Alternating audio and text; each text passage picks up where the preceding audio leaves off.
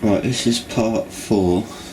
I'm recounting trauma-based conditioning, social modelling, interventions in people's lives, all the occult activity, because there's so much, I'm just laying it out as I go. Because of the interruption with the breaking my trail of thought, that trips. I've come across this before with operating systems and the way things are set up, and they're counter to the natural logic and process of the human brain. So it breaks your processing up, just like I found with modern technology and the way things are set out for you. They kind of control the way you behave rather than you having any choice whether you want to engage in those kind of things or not. So you have to either avoid them, but there come a time where it'll be compulsory. Everything will be all in the same prison. To believers, there's no born again Christian believers, there's no surprise that the devil's real, so I'm going to be frank about that. And I'm really, the most important thing is the finished work of Jesus Christ and the free gift of salvation, and his finished work that he completed alone on the cross to redeem all mankind, to pay for their sins and give them his life. It's a free gift, but it is an outreach to people who are seeking answers and looking for truth. I just wanted to mention that part about, like operating systems. If you know anything about I learnt this through my own considerations and musings and pondering on my own brain and having a difficulty, and considering, well, what was my potential before the impairments develop, and the effects from that. And that when you realise that you've got an impairment, you wonder what's your full capability. Then you discover all the lies about the brain and the misinformation, how they teach it in books, and people just regurgitate what they've read without really examining in the facts. I've learnt to be more considerate. So these are not things I've learnt in books, these are things I've learnt from myself, and clarified what I've learnt from books. I'm not repeating what other people believe. I'm sharing what I've established, and in the process of measuring justly whether what's true and what's not true. So it's down to the individual to discern and reason and consider and evaluate the information that I'm placing on the table. But I also want to throw as much as I can into the mix, because it's vast, and it's just not it's impossible to get it on a stream of it would just be too long. You'd have to recount most of your life. So I'm compiling and throwing on the table bits of things.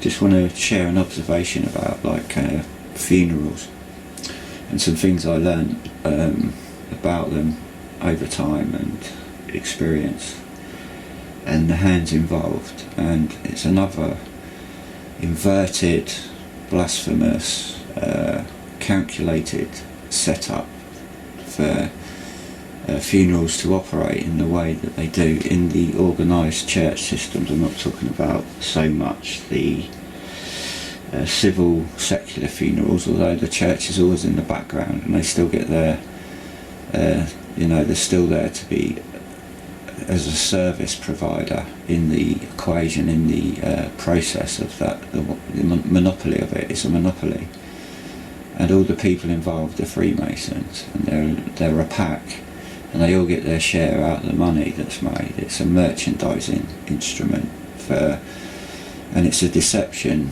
upon people who are hypocrites, who don't believe in God, but they go to funerals and weddings and things like that. And it's a blaspheme. See, it's set up to be a mock towards God. And if you listen to all the secular advice, oh, it's good to talk, or come out your comfort zone, it's good to open up, but really the truth and reality is it's bad to keep regurgitating, because it opens your wound. And that's what a funeral's designed to do, so that's what I wanted to include at this point.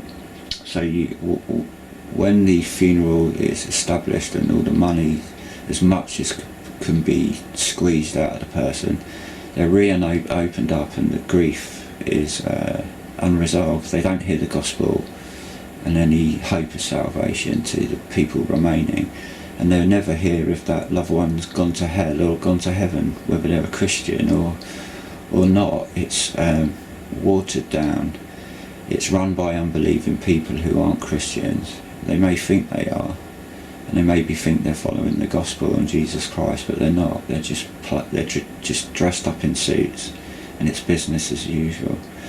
And they put you in the bottle, shake it up, get as much fizz as they can, and then open you right up, and everyone else involved. So it prolongs the agony and process of mourning and grieving. Now, being a born again Christian and experiencing the contrast before I saved with losing loved ones, and then after I saved losing loved ones, is a very different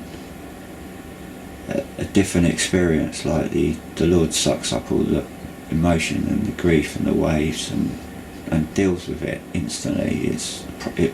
He processes it simultaneously as you're experiencing it. So you go through the same thing, but there's no sting to it. And it's peace. And when my mum died, I knew that she was in Christ, and so there was peace. But I got caught up in the secular and the family and all the backstabbing and meddling, and it was just ugly. And then dealing with the funeral, I realised how it was set up and how the money is distributed, and how they didn't like what I requested on my mum's behalf. They really didn't like it. It's kind of like convicted them. But because the law states you've got to go through that process, and it was impossible to arrange my own funeral and get the permission and the plot of land to bury my mum. It was just impossible. And she'd already paid for a burial spot she wanted to be buried where my brother was, in a double grave kind of thing, and she paid for it. But when it came down to it on the day, the church, which is the Church of England, denied that they ever had a record, and I couldn't find the proof this end, so my mum ended up being cremated, which also got rid of any evidence of foul play. So I wanted to throw that in the mix, how things are set up by the devil and the hands that are antichrist. Scripture says there's many antichrists. It's the omission of Jesus Christ in your life. So like Jesus said, if he was from above, he was from heaven, and everyone on the earth is from below. They're fallen. They're not holy. They're not born eternal. They're born created with a start, and they've got sin in them. We've all got inherited sin, so none of us are holy. So we're all the seed of the devil before we are born again and regenerated by the grace and mercy and forgiveness and life of Jesus, of God, God's Son, the Word of God, the eternal Lord and Creator, with God the Father and God the Holy Spirit. And until you know that, you're not going to see the truth in its true context. And even when you do know that, you still got to apply yourself and learn. And it's sort of like the Lord said in Hosea, the book of Hosea, my people perish because of lack of knowledge, and that is very true. So you need the knowledge, you need research, and you need to study the Word of God, and you need to ponder, and you need to grow, and then the Lord's there to give you increase, to so you may abound, you may have an increase in your testimony, the testimony, his testimony that we share, that we each have personally. So I wanted to just put these things as an introduction into this part of the video, and because I had to, now I'm recounting what I've gone over, it's tripped me up. So I was on a roll, and it would have all come out one after the other, because the information was blanked out. Now I'm like flickering, trying to remember what I've said and what I've got to restate. And even though I've reviewed what I did watch, it trips me up, because I've got an executive dysfunction, and going backwards and forwards, I get in. It's like you start off a hurdle race and you hit the first hurdle, and then it breaks up your momentum. But I'm just going to leave it down to the wisdom in my weakness, and pray that the Lord will use it to His glory, and it will be beneficial the way it's unfolding, and perhaps people will see a similar weakness in what I'm going through, what I struggle with an executive dysfunction and dissociation from trauma. So the basic model is, with trauma conditioning, is people regurgitate what they've experienced because it's unresolved, you see. And if you've been lied to, and you've got a whole lifetime of no one ever taking any notice of what you're saying, it's just like a pussy boil that will build and build and build and build. And if you've got calculated people, they can easily make it worse by misinformation and counteracting what their activities have been, to confuse the public body in what is actually going on. That causes a division, you see. So people have got it puts up a hedge of indifference. So anyone who's really interested has got to wade through it. And when you're disabled and you're doctored, you've got to try and piece it together yourself. You've got to wade through all that. And then when you want to get it out on the table, you get adversity, because these people are aware of what you're doing and they hover around your life. So I'm going to reaccount my mum's side, her treatment, a bit about her life and childhood, how she was singled out, how she was like a monarch. She was like a little girl, like stunted, and this is part of the craft. They arrest your development, and then you're spoken down to like a child. And the people who raised in college are natural components like that. But there's also calculated people that will, when you trigger in the office, you become passive and you go into that state, and then they start being patronising and like they're your keepers and owners. And this is what I experienced with my mum and her doctor, which was my GP also. So I could see that she was recounting, because I never go into the doctor's surgery of my mother, she would recount how she was being treated, and no one was listening to her barring me, and I knew exactly what she was talking about, because that's how I was treated, and it's hidden from the public, you see. And then you get this false report follow you around. You get legal documents that state something. So anyone involved in your care will take the professional, they counsel with professionals, and you don't have an input in, you can't get your opinion on that table. You're not welcome, you're not a professional, and they know best. So if you have any disagreement, and you know what their diagnosis is, or what they've written and discussed is wrong, you're cut out of the loop. So you're potentially, if you're a trauma-based victim and you've been modelled to be like that, you're kept right down and you can't do anything about it. It's all set up to keep you, in that trauma-based isolation. No one believes you. And so throughout your life you're carrying this little hot coal of a lie that you know you're not, and you've been placed in that. Society's been deceived and set up to reinforce these lies, and this activity is what I'm trying to reveal, and the research is available for anyone to piece all the components together. And I've mentioned the culprits, some of the main culprits, but it all ties into mammon, what's associated with mammon, or the structures of the world and the powers and the control they have over the lawful apparatus, and the manipulation of power and infiltration and having dominance over what is historically true, and to keep people in the dark, and to break up the family model, to fracture the family, to fracture the mind, and to keep people dependent on those who are controlling the apparatus, you see. And that's what it's the infrastructures.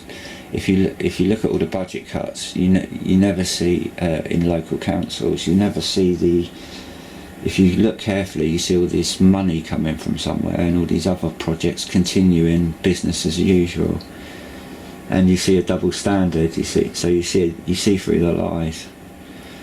So they say, oh, budgets are being cut here, there and everywhere, and then you see all the excess spending in other areas where they're laying down their future infrastructures and their projects on the planning table that the servants of those designs serve and operate.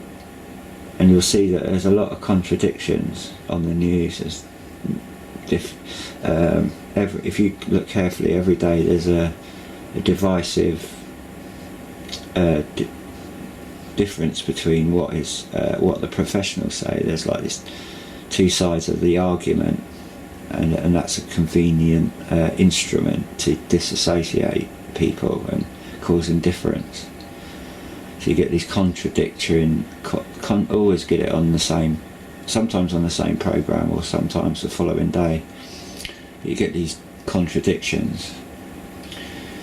But this part is going to be on my mother's, a bit about my mother's side, her dad's side, her treatment, and what she accounted as when I was a child.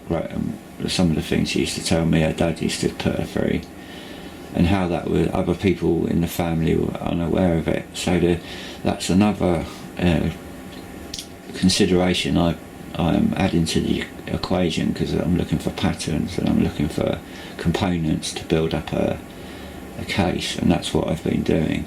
And then I consider and reason these things, and reason all possible reasons why that could have happened, until I have a conclusive answer. I haven't got a conclusive answer, but I have some conclusive opponents of knowledge, and I am attempting to piece it all together in a hypothesis, but I simply don't know. I'm in the dark.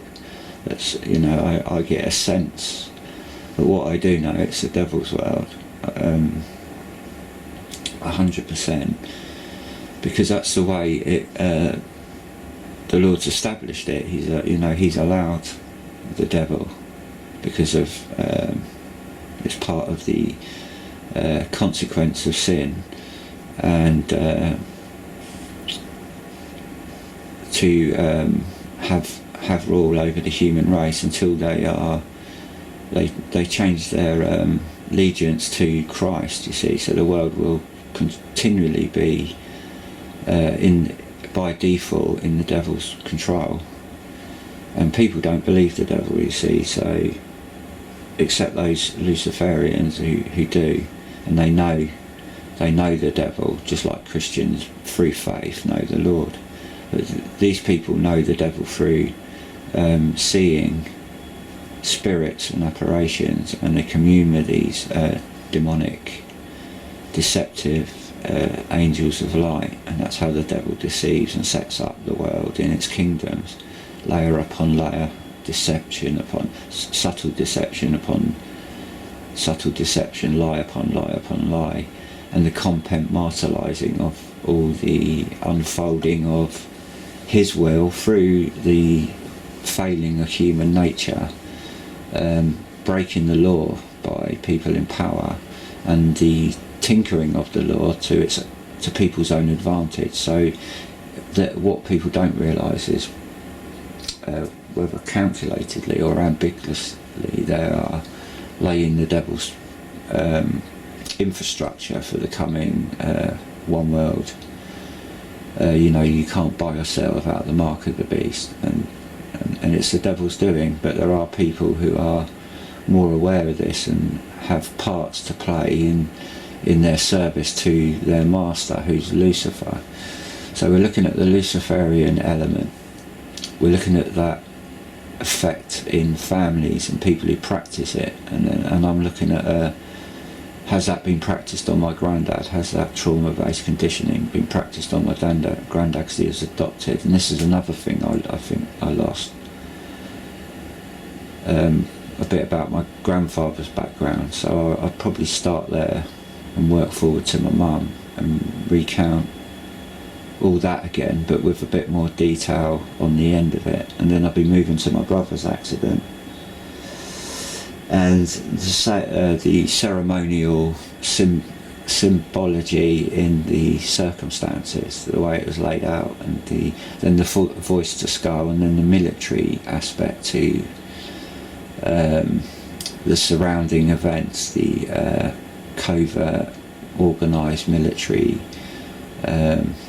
I call it netting, but what that simply means is you get an organised team of people around your life, and they target you, and whatever their motive is, whether that's to monitor, to experiment, to play with you, you're not aware of what they're aware of, and they may not be in the picture themselves. They're under orders or under instructions to engage in live out a certain role. So we're in the dark, but personally I discovered this activity, and it revealed itself to me. It wanted me to know it was there, perhaps for me to regurgitate it, so then they can try and attack what I was saying to make me appear cranky. People think I'm cranky, will move on, and they'll miss out on any truth that I'm sharing. So I'll go back to my recount what I just stated, and include certain knowledge I have, but it's to do with this covert modelling and activity, and this goes back centuries, this time, where people pay other people, they hide in secrecy, and they will hire up a mob to go and disrupt a crowd or persecute somebody, follow them and harass them. This is nothing new. This was done by the Nazis, the SS, who would have a calculated group of people follow a Jew around the street just to aggravate them, psychologically aggravate them, and until they would do something where they can arrest them and take them into private, and then torture them and release the venom on them. And this all ties into the Catholics and Sodomites and Luciferian bloodlines, and that takes a lot of research into who's who. And you can look into your own family bloodlines, but like the Bible says, endless genealogies, gender strives.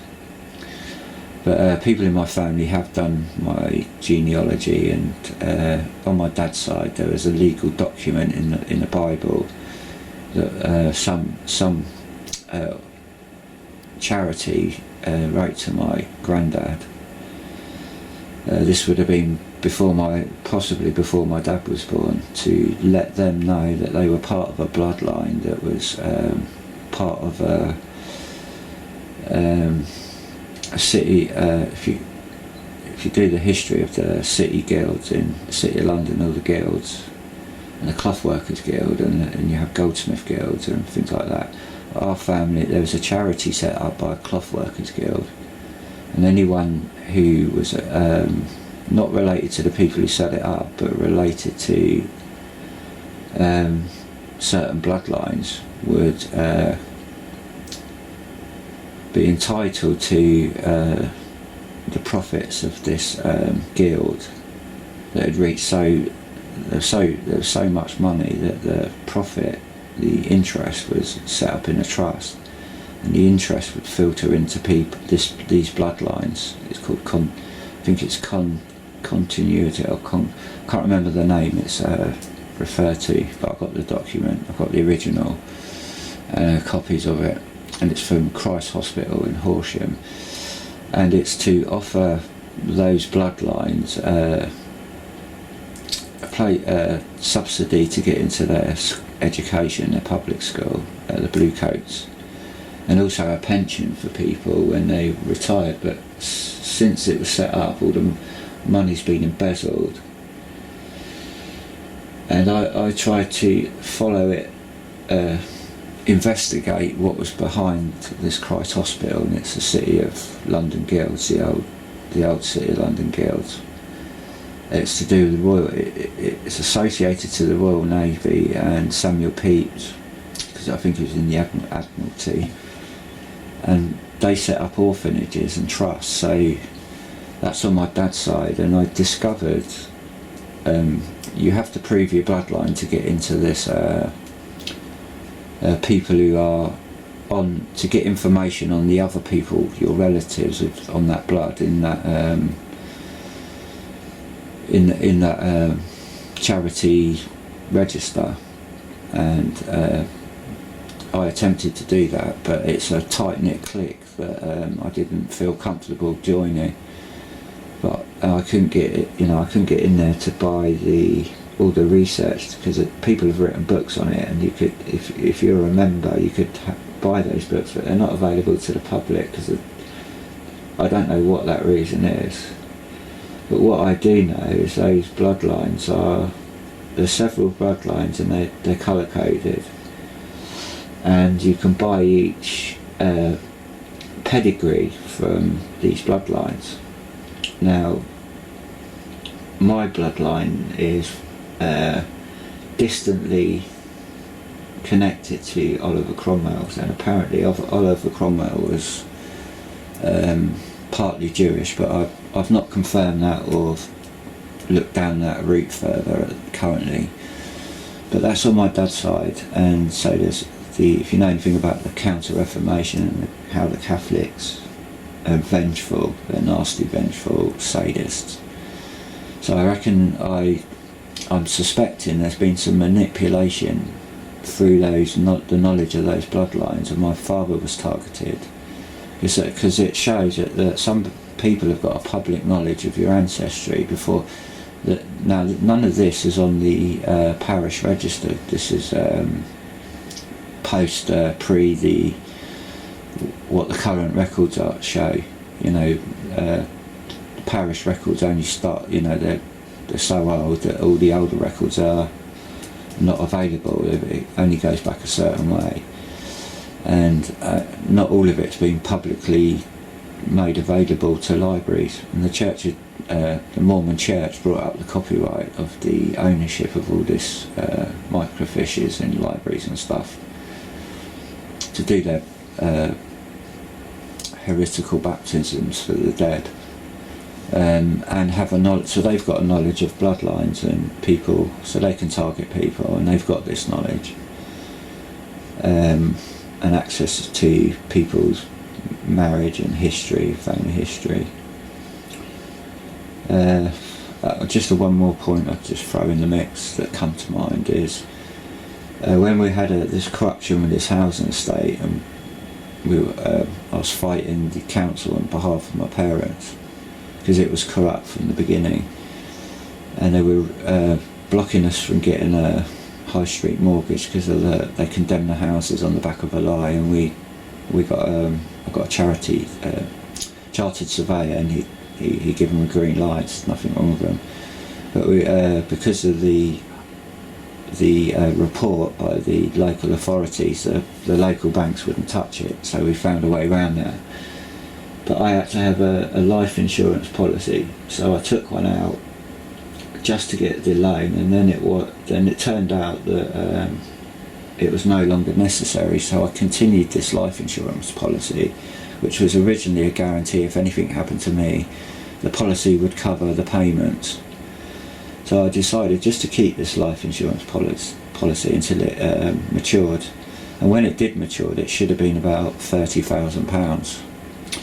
A week before it was maturing, I got a letter through. Now, it started off it was by Legal in General, and then they got brought out by Zurich, and then I got a letter through the post a few weeks before it was to be matured, saying that the money had been all spent and embezzled, tough luck, and and this is all you're getting. I got, I think, about £6,000, and I on further investigation I discovered that Zurich got done for organised paedophilia, and all the money was embezzled in their little parties.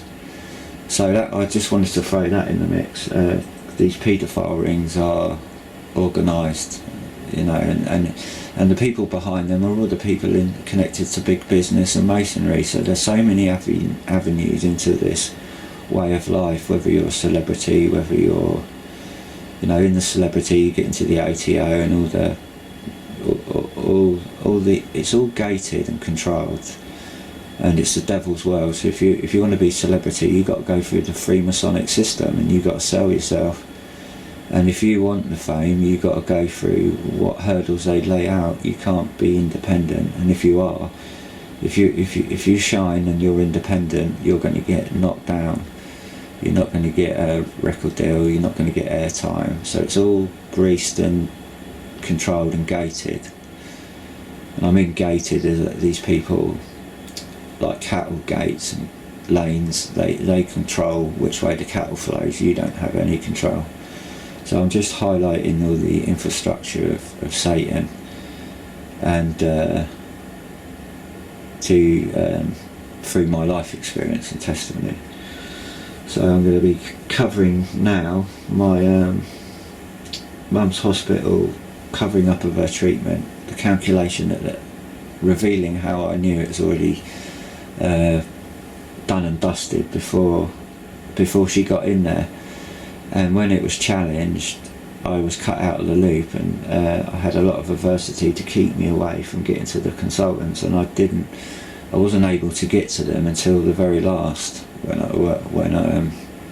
they finally relented, and they would stir up the nurses, and there was to keep me away from my mother, you see, while they were not treating her and lying to me and lying to her and falsifying that it was incapable, and then they could do what they liked with her, because my mum wouldn't have it. They would cable tie my mum to the bed, you see, and my mum wouldn't have it, and she had moments of she suffered from she was having seizures, and the brain would swell, and then it would affect her communication and speech.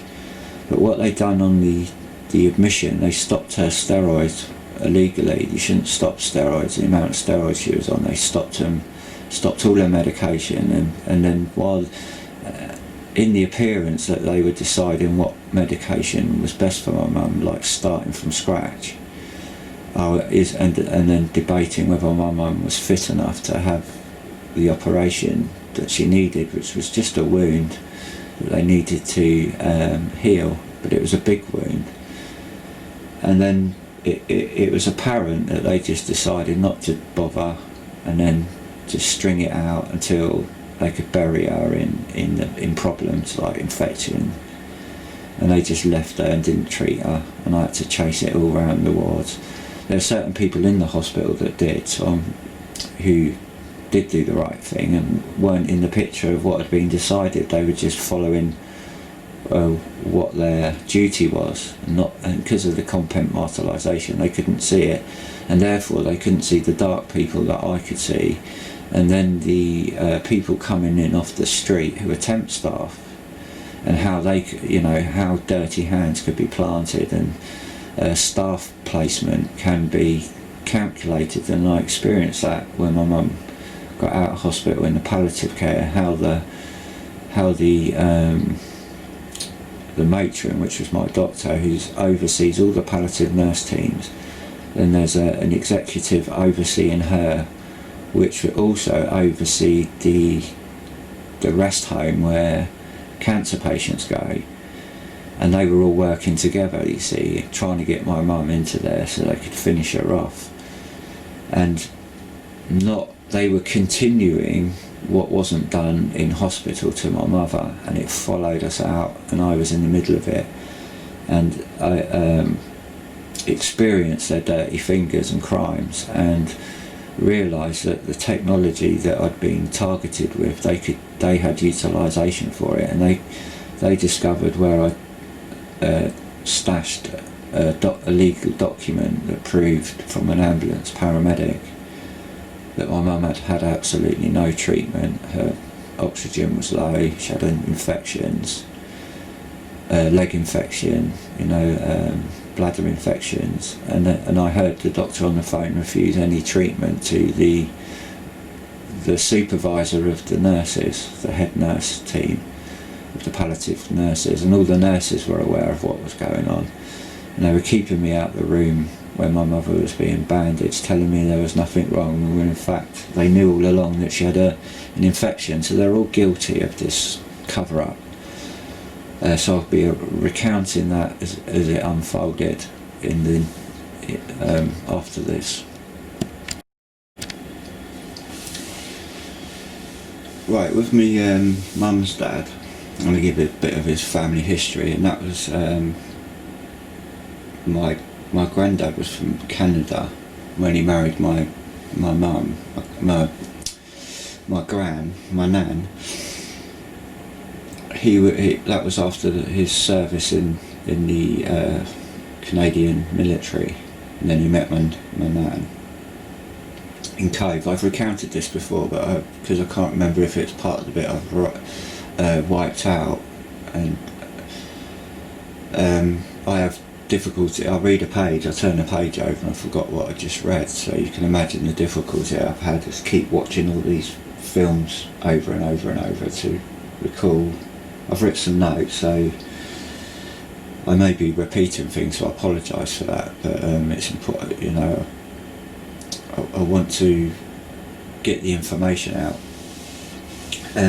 So my granddad was my mum's brother, one of my mum's brothers, done all the family history and researched all that's how I knew that that side of the family would process, because I had knowledge that my uncle didn't have, and he dismissed the knowledge as because I mentioned Jews, I said, I wonder if there's some Jewish link to the family history because of the Pale settlement, and I'm not going to go into the Pale settlement, but it's an historic process where they set up like perimeters for the Jewish people, so that they were only allowed to live in these areas, the Pale settlement, and these people were settled there on agreement by the authorities in power at the time. And the settlement and the boundaries of the settlement exist. They still existed when my family were also put through into that process, which is like a cattle gate, really.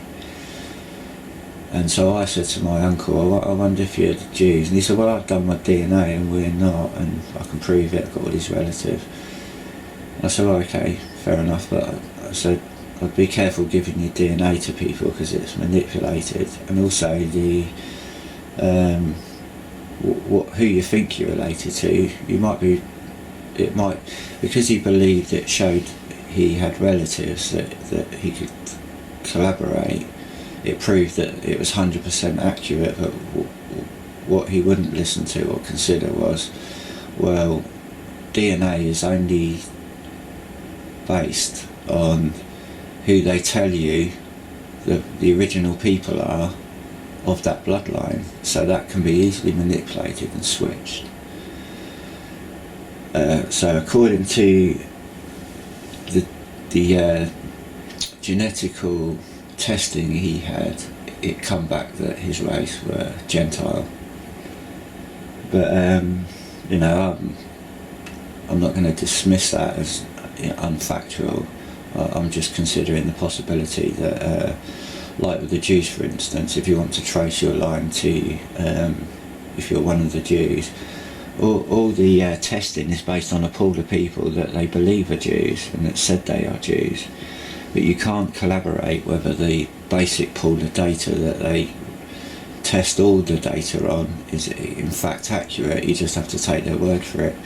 So there can be some switching of who's who, so somebody could steal somebody else's identity and change another people's identity into the identity that they've left behind, and they can hide amongst the lie, you see.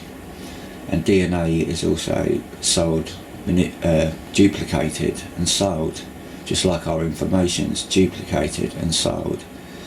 And there's so many cases throughout our current history to demonstrate that, the DVLA, all these people selling information from the inside, and you know, and then they say, oh, we've been compromised and hacked and all the information's been stolen. But the truth is, this world's two-faced. It's got a, you know, it's easy for somebody in NatWest manager to release to a criminal underworld body all people's private information and give them the ability to empty their accounts, and then they just throw their hands up in the air and say, oh, you know, that's your responsibility. So you know, any criminal can manipulate a legitimate business and use it as a false front and have legitimate people run it for them, but the owners could be dark, you see, and be doing other activities, but also behind the back of it. And they can also have access to all the protected information. So nothing's secure in this world. It's an illusion.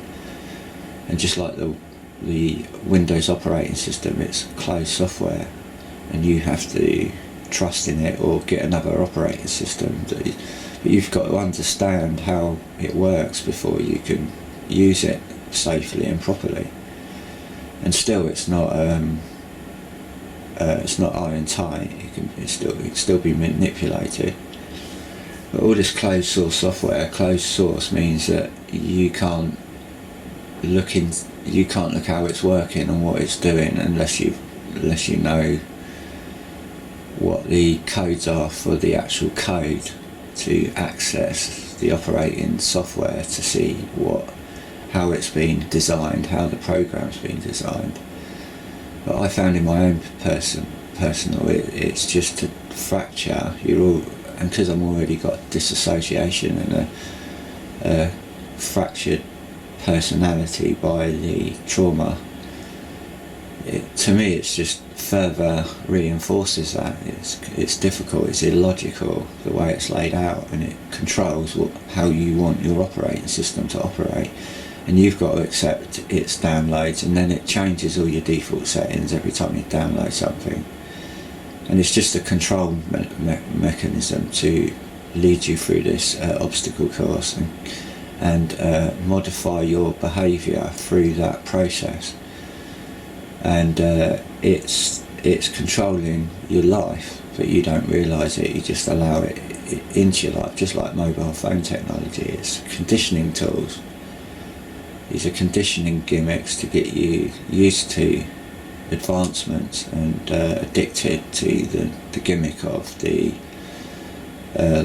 people profile people. They know their appetite, so they know where to target, get people addicted to yo-yos and crazes and new things like that. And then you become the beta testers, and that you're the merchandising, and you're you're ripped off and you're exploited, but you're addicted to you got to have the next model and the next model and the next model, and that's how they lead people up the garden path while they're being conditioned.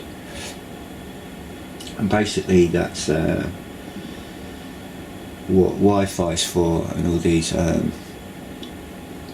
communication hubs and the new technology, the infrastructure they're rolling out to merge the 5G bandwidths with the 3G bandwidths and set up their network and infrastructure. So all this is relevant to MK Ultra, social engineering. It's all, the sciences are apparent in so many different areas and avenues of life, and that's what we're looking at. So I'm going to count a bit about my grandfather's, mum's, dad's background, my granddad's, and he was orphaned. Now they'd been through the palace settlement and they settled in, they escaped it after being murdered and hunted and raped, burnt, all sorts of horrible accounts of what they went through. All these families of the same bloodline went to this palace settlement post the time that the Jews were in the palace settlement, so it was the same kind of ghetto existence, but they were sold out alive by the Catholic masters and the local people in where they lived in their towns and councils, who were also connected to the Catholic powers in a kind of a relationship, and they were offered this bogus new life, a new deal, the same old political machinations. They were promised all this land that they could cultivate and have freedom. And the family history shows that our family were like on my granddad's side, nomads, so they were always camped around villages, and they were never on the inside of the loop, so they're always a problem, a bit like the Jews, you see. So I question, are these people Jews? But I think they're related to some of the dark bloodlines, like the black nobility or something, because they're I'm not really sure, but they're called black gypsies, and they were camped, according to family research that my mum's brother done, they were all camped along the Nile, and during the Battle of Waterloo, and so they were always going from one place to another, and then the local authorities decided, let's get rid of them and send them to Russia, and they had to walk. They arrived in Russia and went through all this terrible journey to get to their land. When they got there, it's barren, poor quality nutrients, boggy, and freezing cold, and a lot of people died, and they were living in trenches. I think they had to build their own little cabins, and then they tried to get themselves established, but eventually some of them done quite well once they got through it. But then the powers changed and decided they wanted to get rid of them, and they were sold out and persecuted and hunted down and executed and chased out. Well, that's where my granddad's family escaped from, his mum and dad. They settled in America, Dakota, and they established a farm, a little farm homestead. And my mum's brother's done all the family history and written a book, so it's all public knowledge. And they had a loan, I think, to get established, and he was profiting and also helping other people and paying and having the money to pay back the loan. But reading between the lines and all what's gone on, it seemed like it was set up to fail his payment by people asking him. I can't remember. There's a list of his property, how many ploughs he had, how many, how much he'd increased. So he had the increase, but people were borrowing the increase and not paying it back, and that tripped him up on a payment. and he was publicly humiliated by a public trial of not missing this payment. Now, and I'm trying to think of who these people were. There's a local clique of authority, and because he's defaulted on his payment, he was tried in public, and I think the payment was about $1. And so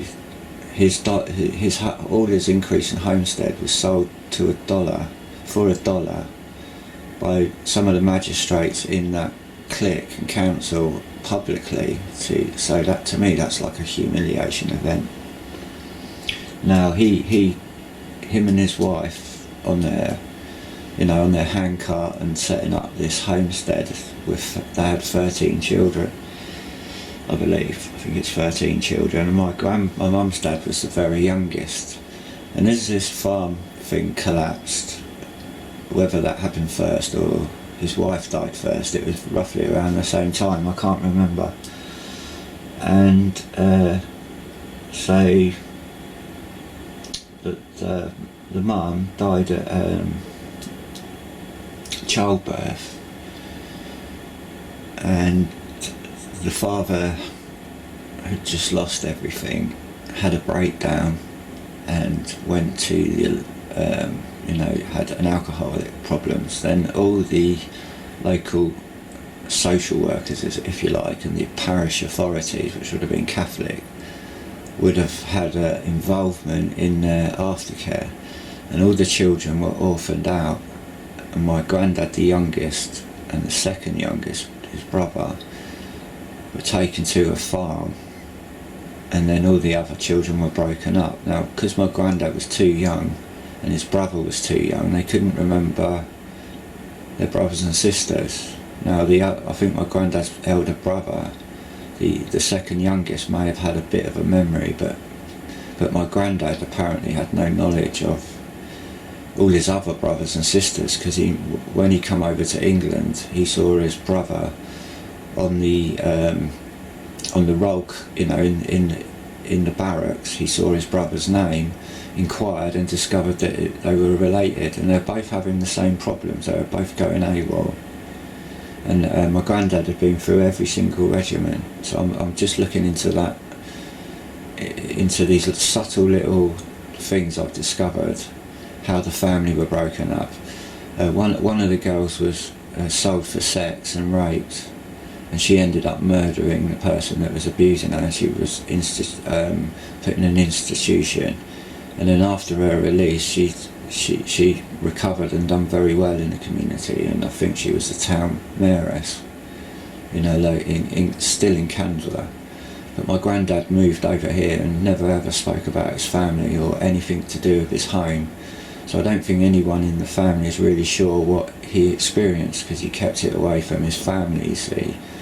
But I'm wondering if this activity's followed him, because he went through the Canadian military, and as I've mentioned previously, there was cases of people getting compensation for being MK Ultra testing, chemical testing on people of my granddad's generation without their knowledge. And this is a current court case. It's only a few years ago that families of those generations were fighting the Canadian government to get acknowledgement and compensation, and they won. And it was like the MK Ultra in Canada, where Clinton, what's his name? The American president, I forget his first name, the Clintons, and he had to admit and apologise of the MK Ultra abuses in the psychiatry-dominated institutions where they were. And this all ties into the Nazis, Alan Dulles, and all the people under that authority, you see, and all these social scientists involved. So it's all right throughout Canada, as it is in the Nazis, as it is in Great Britain, and as it is in America. So these activities happen. So I wonder what my grandfather went through in his orphan home, whether they were, they could have been ancestral, they could have been abusive, they could have been occult members, coven members. because they were housed by the Catholics. So it's pretty apparent they're not a legitimate organisation. They're sociopathic sodomites, so you wouldn't want, I'm not saying all the members are, but the main authorities are that control the members and allow them the freedom to seats in power, in local influence, in communities, and they establish themselves and they get a hand in it.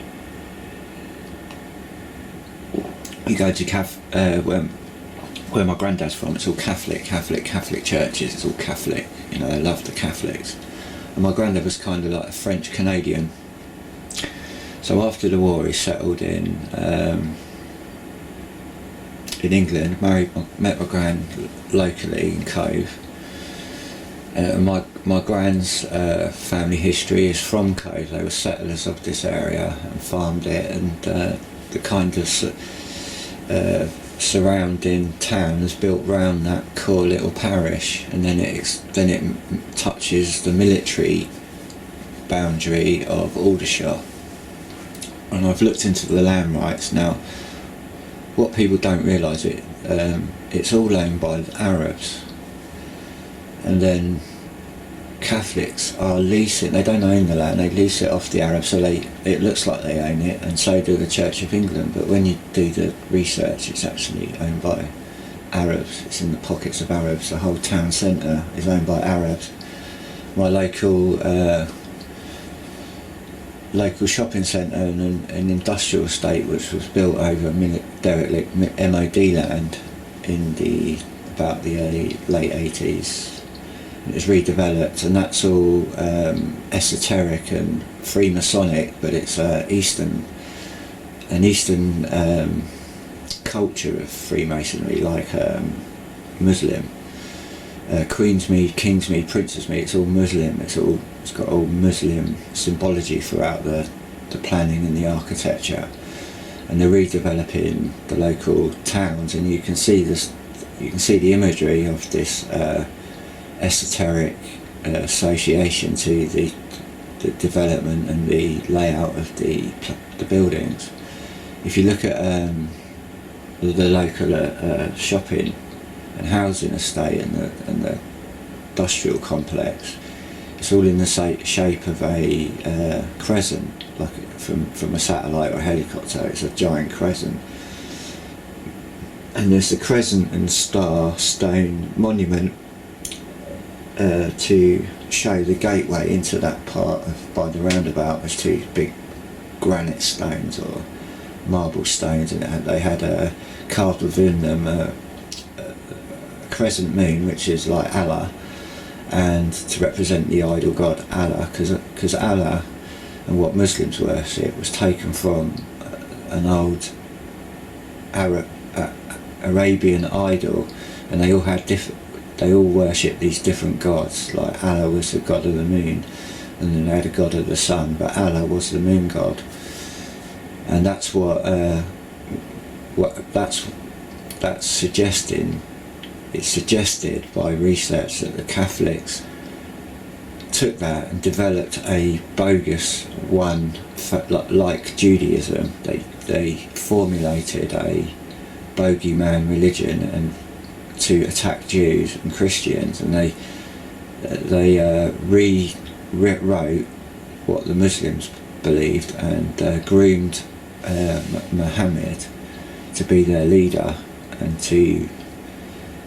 he actually slaughtered his fellow tribesmen on the festival of Ramadan, took ideas from the old tribal traditions, and what you know as the Quran and Muslims and their religious system was all rooted from that paganistic, idolatrous tribal religion, you see, which goes back to the cousins of Israel.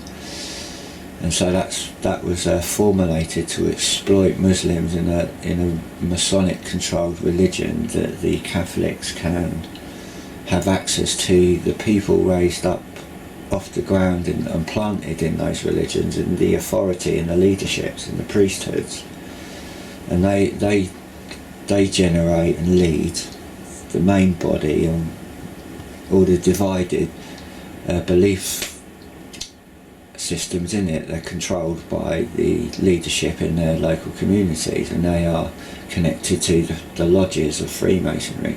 But it's discovered. It's not like a Freemasonic lodge, it's the same craft, but within an Eastern format. So I just wanted to include that. So my granddad comes from Canada, which was all associated to this Catholic control throughout history. He came over to England, settled in the war, and had 9 children. My mum was about the fourth I think, fourth child, maybe the third child. The third oldest, the first was a boy, second was a girl, then another girl I think. I'm not really sure, I can't remember, about refreshing my memory, but my mum was the second eldest sister, and her granddad, I could see what from my mum's, and I always carried from the womb, it's just hard to articulate, but I always had this strong connection which goes right back into the womb in development, and kind of a apathetic connection to what my mum had experienced. I kind of knew that in the womb before I was born, and when I was born I carried a memory of that impression with me from that womb. So I had this connection that my mum had been through something, because she was always like looking down, you know, you could see when she was thinking about it, the way her countenance would go, she would like be looking down at the floor. And I'm wondering about, was my granddad had this same kind of trauma-based conditioning in a closed environment in his house, whether that was deliberate or calculated and played out upon him by his adopted parents, or whether he was actually involved and knew what was going on inside, and it was like abuse, you know, like sexual abuse, traumatic abuse, and perhaps any ritualistic satanic worship within that family line. I don't know if any of my relatives know. Since my mum's funeral, because I'm a Christian, there's a big gulf between my family anyway. When I told them my mum was a Christian, they wouldn't have it. And then there's all this control from her brother to, you know, feel hard done by, and sabotage, and you know, they kind of cut me and my dad out of their family, you know, it's us and them kind of thing. And then they were blaming me for causing the division. And one of my mum's brothers, when I was fighting, now I told all my relatives what my mum was going through, and they just turned a blind eye. And so I didn't really have much patience, but I was keeping certain people informed, but they weren't really taking in what I was saying. And the closest one to my mum who would have listened was too far away and too unable to be close. So the close family around me were just distant, cold, and they didn't want to know really. And they even visited my mum, seeing it going on. They just went in there to say they'd been in there, and they went home. Although they connected when they were in there, but it was they were completely oblivious. They weren't oblivious, but they were just completely dead to do anything. They just ignored it and left it on my shoulders, so I had nobody. And when I was trying to get my mum out of hospital, I had to keep all these lawful regulations to get the house up to a safe standard, you know, the seats the right height, the right bed, toilets, handle rails, and it all had to be legally signed off. And my mum's brother was like, oh, you know, I want to help, what can I do?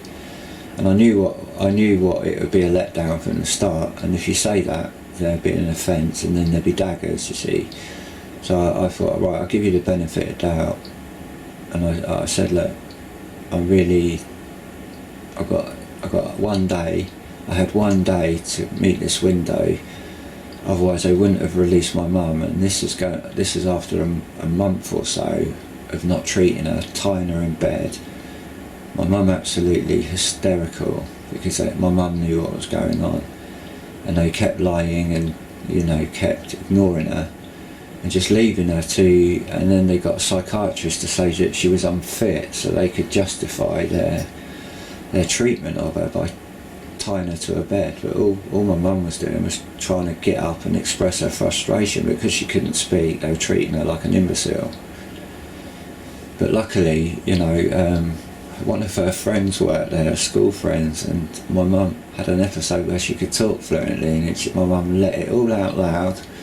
Everybody heard it. So all the people who are professional reading that, see, we're not allowed access to the notes. I was refused access to what was being written. But I could tell all the nurses are going along the dictate, you see. So their dictate is they've been told my mum's incapable, she's not there. And then my mum comes out, she has these eruptions. It happened a few times where her speech would suddenly come back, and she'd like sharp as a razor, and she called her mate over. Well, I can't remember her name. Oh, and she said, "Hello, Wendy. How you doing?" She said, "Look, that girl over there, that black girl, has been really cruel to me last night." And she told her, and it all come out, you see. And I'd just arrived when this was going on. And my mum wasn't like it. There's only very small windows and episodes where she was like that, and she got all her articulated all her frustration to her mate, who was horrified. And she said, "Right, Wendy, I'm going to look into this." And all the nurses were sheepish because they knew that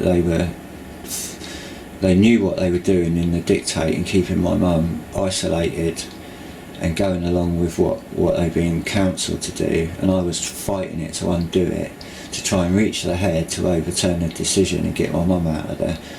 And I couldn't just pick her up and pull her out because they'd taken control of her medication. So on admission to hospital, and I was the one who called the ambulance, and I went with my mum into the hospital when she first had a seizure, and when she had other complications from medication, that her arteries like there's a big bubble of blood like the size of a golf ball, almost the size of a tennis ball. One of her arteries or veins was like a big knot in it, like a varicose vein the size of a golf ball, and it burst when the dog bust it. I took my mum to the emergency GP on our surgery, and that happened to be our own GP, and she crossed her arms and said, what do you want me to do about it? And I took my mum out of there. When we got home, there was a knock at the door. The dog jumped up, knocked my mum's leg, and it burst, and she had this massive wound, all this blood. And that traumatised me, all that trigger. And my mum was horrified, the horror on my mum's face. And then, realising she's going to have to go back into hospital. She'd just come out from brain surgery. Then before that, she'd had stent operations. And while she's having a stent operation, one guy was misappropriately with his finger when he was giving her a gynecological examination, and she felt absolutely violated. And so she my mum was sick of hospitals and very well aware of what some of these people are like. And so after the doctor took her home, that was due to another medication to do with her stent, which was another hospital in another ward.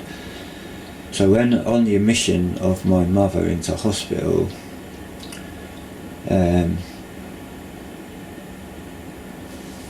when I left her, because once she'd been assessed and then she was being placed on a ward, during that period I notified all the people that I'd already spoken to, and that the people up ahead, that I was here, I was just nipping home to check my dad was alright, and then I'll be straight back, and don't do anything without me, not anything unnecessary, but when I got back to the hospital, they'd stopped all my mum's medication, they were refusing me to see anybody, and I was met with this young apprentice nurse who was pushing tablets in my mum's mouth. My mum couldn't speak at this point, and she was holding her hand up, and she was pointing her finger. When I walked into the ward, she was looking at me to get acknowledgement of what was going on, and pointing her finger, and my mum was going with her hand waving like no. And this girl was like told that my mum was incapable, and they sent a psychiatrist round to my mum's bed just to say that my mum was an incapable human being and get it ticked off by a psychiatrist. But what my mum had was dysphagia through a seizure at the swelling of the brain, and the steroids were one of the main components to keep that swelling under control, which would affect her ability to communicate. That's what all her medication was cut. Now she carried in the people who gave her that medication I spoke to, and she had under no circumstances was that to ever be stopped, and that was from the authority of St George's Hospital in London. And that was completely dismissed, you see, and I was trying to give all the people the information on mum's background, but they were ignoring me and saying, every young person they sent my way, they were saying, well, what we're doing is we're starting from scratch. And I said, well, you're going to, I could see the obvious problems and consequences. I said, you need to listen to my input and you need to call these people. But they weren't doing it, they were just like trying to make out that they were working out the problem from the ground up, which is completely stupid. And they got this nurse to write, this young girl, when I arrived, that my mum was refusing her medication that they'd rewritten and were giving her. My mum was having none of it because she knew they'd stopped the medication that she'd already been put on, and she's very aware of why she was taking it. So they stripped it all back, and they thought, right, we'll start from scratch and work it out what's been going on. And all they had to do was communicate to the people that were involved. And I don't know what the politics go on and the pride and the we know best kind of thing, but it was the process completely broke down. And then when they realised, they covered it up, and then they just passed my mum around the ward with me trying to catch up and get to the people, the head of the arrogant. I've already spoke to them before, they're arrogant people, and probably Masons, and that kind of godlike status that it exudes out of their countenance, and they're arrogant, and people worship them and look up to them like they're gods, and that has an effect in the whole operation of hospitals, because it's a hierarchy, it's not a level playing field with different levels of responsibility. It's a power-based hierarchy of status, and all the young nurses and doctors are looking up and aspiring to that status, and it overrules them, you see. So if they say something, they have to jump. And then during my mum's hospital visit, the military are operating alongside the public body under the excuse that they are bailing them out. But this military branch has the authority over all the control, and it's run by colonels. One of my mum's consultant, very good consultant, that was a consultant for her heart, was running the whole team. So he was the chief man, he was the head of the whole tribe, if you like, and they all done what he said. He was the one expert that served all the other people in that avenue, and it was like the same with my mum's care, but it wasn't the military, it was the civil side. But this guy was such an arrogant know-it-all that anything you're dismissed as an idiot, and you're cut out from the process. And I know I knew the law because I trained in it, in medication distribution, the law of it, administering medication and the process. And so the law was broken. They got this young girl to write up, my mum had refused medication, but she hadn't. She was just sharing her frustration wanted an explanation why they're chopping and changing it without her knowledge, or without me being in the picture. They just cut it out and changed it, and my mum was like, you can't do that, and you stopped my steroids. And she had a little thing she had to carry in her purse: under any circumstances, do not stop this medication. That's a lawful requirement. She had a replacement on her arm that said, do not give her any injections in that arm, because they'd taken out not the thyroid, the lymph nodes out of her arm when she had a bogus, she never even had cancer, it turned out, but when she had a fake breast cancer and they operated on her, they took out the lymph nodes out of her arm. So she had this bracelet to say, under no circumstances, it's a medical bracelet, not to give injections in that arm. Of course they're giving her injections in that arm. I said, don't you know what that bracelet is?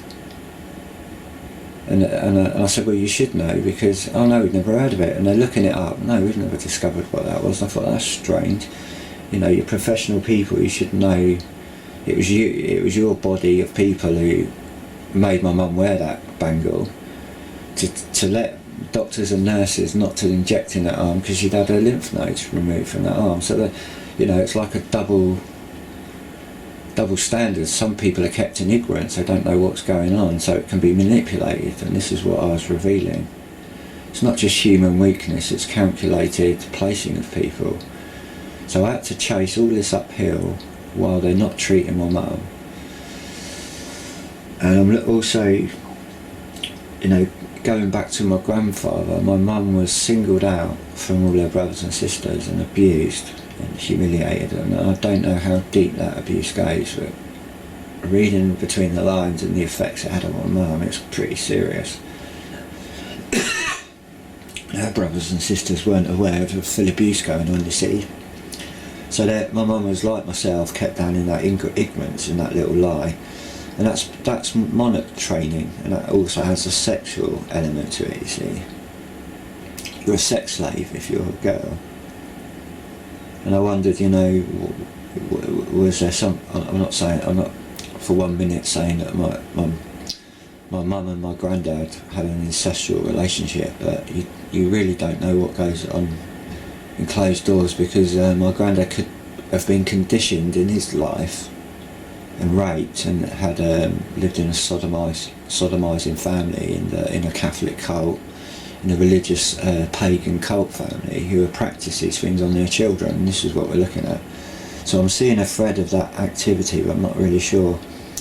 I discovered from one of my cousins that his dad was a Mason. Now, I never knew it, and it's not something he ever spoke of publicly, whether he just joined it and then put it in the drawer. But my cousin revealed all his regalia, or some of the trinkets that Masons have, and then I thought, oh no, well, is his other brothers Masons as well, and was my granddad a Mason, you see, and not all the family know what their business is. I asked one of my mum's elder brothers, the one who let me down, and I'll get back to this. So on the day of I had to fight to get my mum out of hospital, one of my mum's brothers offered to help, and I reluctantly allowed him and said, well, if you want to help, knowing that he'd let me down, and also sensing that there was a kind of a manipulation, control behind what was going on, whether he was aware of it or not. And I had to meet all these lawful requirements, but go and buy a new bed, adjust all the heights of seats, and allow the people to come in and fit the rails and the toilets and portaloo and all the legal requirements. They said that they wouldn't let my mum out of hospital until these were met. So I met them all, and her brother insisting he wanted to help, and I knew it wasn't sincere. I could just tell it. And I said, well, all right, if you want to help, come round. I need you early in the morning. And I said, I knew they were going to make everything. I knew they were going to leave items out on the where I was dependent on them for equipment. So I met all the things I could. So I was waiting for this delivery, and I said, look, I need you around in the morning to meet this, for someone to be here so I can go out, but someone will be here to arrive when the stuff from the hospital comes. And he said, all right then, I'd like, that would be great, and I'll help you. No, he strolled in, knocked on the door about 3 or 4 in the afternoon. I said, you offered to help, where are you? You let me down. And then I was attacked for being the one at problem. This is common with my family. They won't, it's almost like a setup. They make an arrangements, don't turn up, and then they blame you, it's your fault, and you say, look, you've inconvenienced me. And you're the worst, you're public enemy number one. It's almost psychopathic. It's like a sociopathic tendency. I'm not saying my family are completely sociopaths, but I do wonder. And I was let down the first time by her brother, one of her eldest brothers, which she was quite close to. So I'm wondering what's gone in the background here, because I'm not fully in the picture. I didn't grow up in my mum's family. And then I asked him later on, another time, if he was a Mason, and he couldn't answer me. He tripped up, he went all bizarre. He didn't know what to say. And I thought, oh, that's a yes then. And that sort of put a further wedge between being able to associate them with, even in a hospitable manner when you entertain your family when they come around. And then there's all this behind the scenes gossiping goes on, and I know who the culprits are and who the innocent people are that get manipulated in that, and he's the main controller of it. And I wonder, well, I'm looking at these roots, you see, and the association to my granddad and the single treatment of my mum, and wondering if there's some ancestral or occultish activity, but I don't want to make a false accusation. I'm just evaluating and considering it, so I don't want if the cap fits, wear it. But I'm seeing this suspicious activity and tracing the root of it. I can lawfully show that the components exist, but I can't lawfully prove that my granddad was associated to this kind of activity, or my mum, because it's all done covertly, you see, in secret. And if you're compromised within a Masonic cult, you swear an oath to keep your mouth shut. And once you put your head in that compromise, you're not going to get out, because they will kill you, you see. And when you wake up to what you're playing, these people realise, and they will compromise. And I'm seeing this activity coming from somewhere, that somebody's trying to compromise me because they're compromised, and set me up to discredit me or use people to deliver me into a trap or something like that. So considering the seriousness of the activity in my own life, the willful denial and ignorance of my mum's side of the family, turning a blind eye when she's going through it in hospital and just going to visit her to say that they'd visited her, and not really being engaged and aware of the seriousness of what I was going through, they just completely dismissed it. So I was buried with it, my mum was buried with it, and then my uncle tried to take control, you see, and then he'd done that, and I thought, oh right, I knew that would happen, and I just moved on with it. And funnily enough, on that day, they deliberately omitted the toilet on the van from the hospital, so when it arrived, that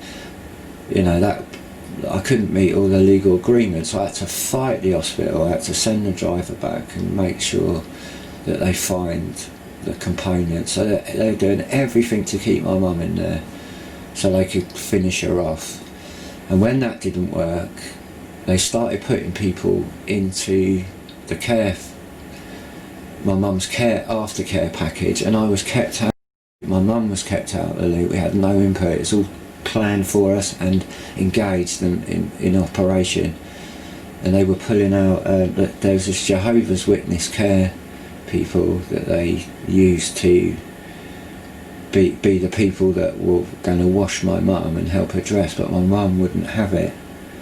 She didn't want these girls and women touching her, and we didn't have any choice. So I had to try and get to the care plan, and who was the head of that plan, and write to them and say, look, this is not working. You know, I want to speak to you, and I want you to stop sending these people. My mum wants to wash herself, but they wouldn't let her do that, so they were forcing her to have this bed wash and all the lawful requirements that they got to keep. But the hypocrisy of it, that none of them were keeping the lawful requirements in hospital, or in meeting the legal requirements to have my mum's leg bandaged on a daily basis. And they knew it was infected. They told me it wasn't infected, and they weren't giving my mum a daily bandage. They were giving my mum a bandage on every other day. Every day we're having another private care body coming into our home, strangers, all different people, different days, washing my mum. My mum wasn't having it, and I wasn't having it, but they weren't taking any notice, so I had to just stop them from coming in the house. There was no follow-up, there was no, oh, you've broke the law. They just carried on, ploughing on, bandaging over my mum's infection. And so getting back to a bit about my granddad's background and the Freemasonic stuff, so, and the military connection and the M.O.D connection, because my granddad worked where my dad worked. My mum met my granddad in my dad at the same place. That's also the place that my girlfriend worked at, that was in the executive office of my dad, and her brother worked at. And so there's all this connection to do with the M.O.D, and on the day of my birth, my dad was omitted from the equation, and my granddad was in this place. So all these things, I'm looking back and thinking, these are all odd. And so I'm questioning that. And then all this activity in the care providing, where they handle people like this and shut them down, and they've got no lawful advocacy. And even if that person is a lawful advocate, they take absolutely no notice, and they write false reports of some events that they say that happened that didn't happen, and they leave you down to prove it. And then they point a finger and call you a lunatic or a tinfoil hat wearer. Then they go after you privately on the phone with indirect threats. And I've had all this and documented it in previous videos, so it's all journalised. So during the hospital, I kept requesting. Now, on the first day after this medication fiasco, and they stopped my mum's steroids, I managed to speak to this lovely matron who was the head matron on all the wards, but she was only per ward. She'd go on around, she'd be on the one ward one day, on the next ward the next day, and then she'd do it, then she'd rotate that, and she'd bring it all up to legal standard where all the shortfall was. And she was there on the day that my mum was admitted, and she, with the authority, she has treated my mum, got her bandage clean, and she was aware of the medication and the problems. She's aware of all the shortcomings of the staff. And I said, look, because of my mum's communication problem, what I've experienced with this girl, and then nobody's listening, I said, I'd like you to arrange it. Could you arrange it for me that it's okay that I can come in any time I like, whenever I feel like it?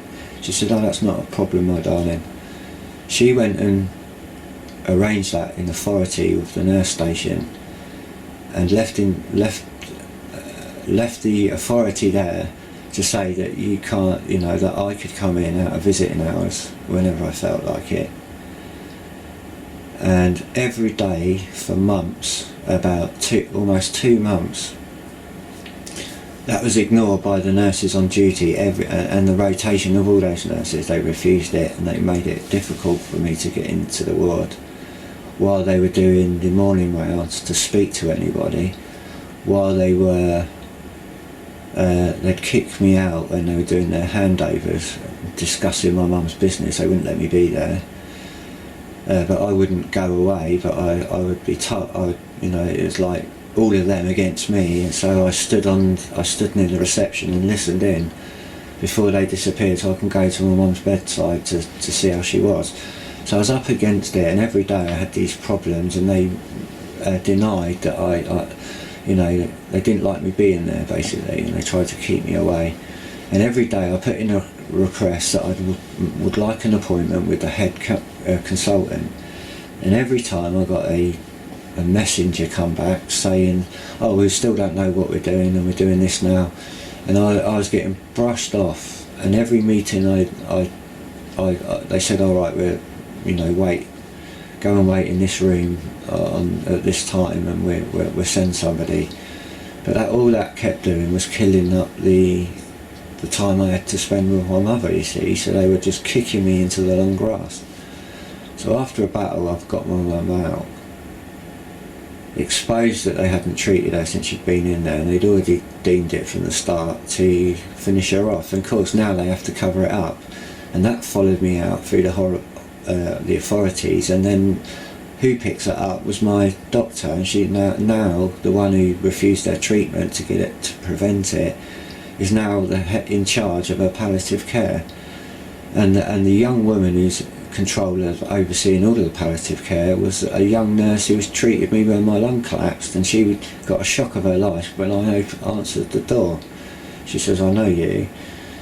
And I didn't say anything. I thought, yeah, I know you, that's a career change and a half, isn't it? And that followed me out of the hospital, and she was representing a hospice called Phyllis Tutwell, which is a place where terminally ill patients go. So all they wanted to do was get my mum in there so they could drug her off, you see, and that's really what happened in the end. But we were fighting, but my mum just decided, you know, they're not going to give up. She weren't getting better. She was terminal, but she just wanted to live out her last days in peace. But she had that problem with this medication, and her artery burst, and that could have been calculated. Well, that could have been my doctor getting her knuckles wrapped by the other ones, and she was aware of the problem. So when I took her in to see my mum, she said, oh, what do you want me to do about it? I can't change that consultant's medication, can I now? Because I knew she'd had these problems before, so she wouldn't have touched it. So that could be one of the reasons why she's so calculated and thorny, like a sharp thorn that pops a boil on somebody's back. And so it was funny, uncanny how she picked up the aftercare. And I was very guarded who would come into the home, and they said, look, they kept pressuring me, and I knew what they were trying to do. They were trying to get somebody in, one of their people in. And eventually I was so tired after, months of being up 24 hours caring for my mum and giving her medication and everything. And I just thought, well, one night, I'll have one night person to sit over my mum. And I relented because they kept pressuring me, and so then I realised that how it all works in hindsight, because we had this Mary Curie voluntary nurse who was apparently qualified sit and watch over my mum at night, and she had access to the prescribed medication. Now, one of these medications was for an emergency if my mum's brain went into a seizure, like it's packing up, and there's this drug that can boot you back into life as an emergency. It's called midazolam, but that was only to be given on, and that can permanently give you brain damage. It's a very a last option to recover somebody their brain arresting or packing up in a seizure. It's to help relieve any long-term damage, but the consequences of it can make you worse. And then she also had, my mum could have had sedatives or anything like that administered and available. And when this nurse arrived, this Mary Curie nurse, and she was speaking to my mum, and my mum was talking to her at this point, and it just shows the hypocrisy, because they'd written, oh, my mum's incapable, but there's doubles.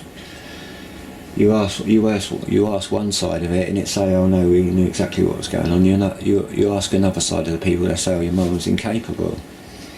So it's what actually unfolds is not what they've written up. So you're set up when you repeat things, and then they look at the record and realise it's not true, because it's your word against theirs.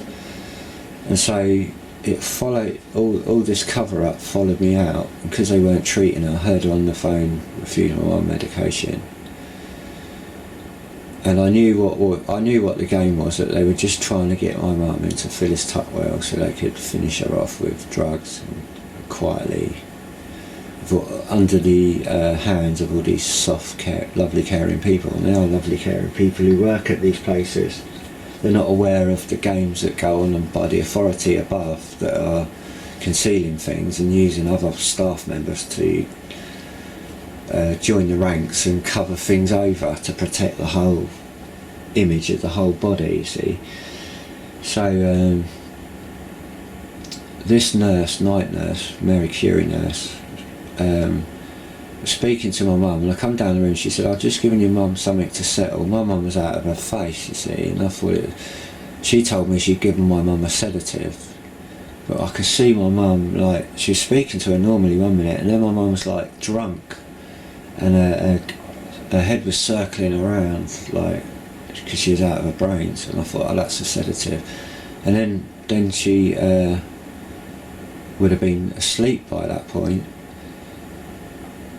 and I kind of went to bed, woke up in the morning as this nurse was waiting for me to get up to leave, and it's about probably about 7:30, 8 o'clock. I got up, went down the stairs, and she was ready to go, you see, and she put all the needles and in the sharps box,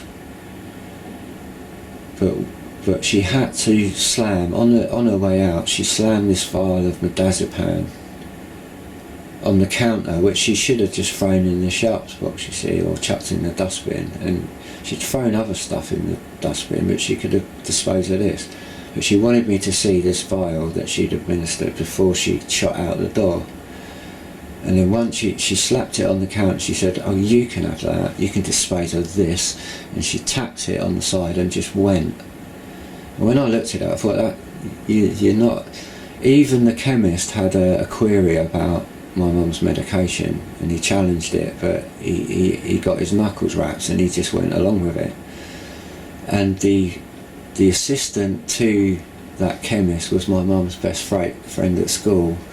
There's so many little coincidences, and I was telling her what was going on, and she was actually telling me that that's how I found out that the chemist had a problem with it. So that wasn't a negative coincidence, that was a positive coincidence, and chance circumstances that my mum's friend was working at this chemist, and she had been for a long time.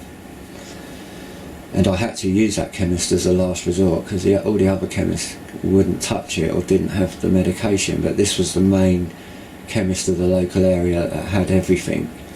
So I ended up going there, met my mum's friend, and she told me, "Oh, there's a problem, we've got a very serious concern about it."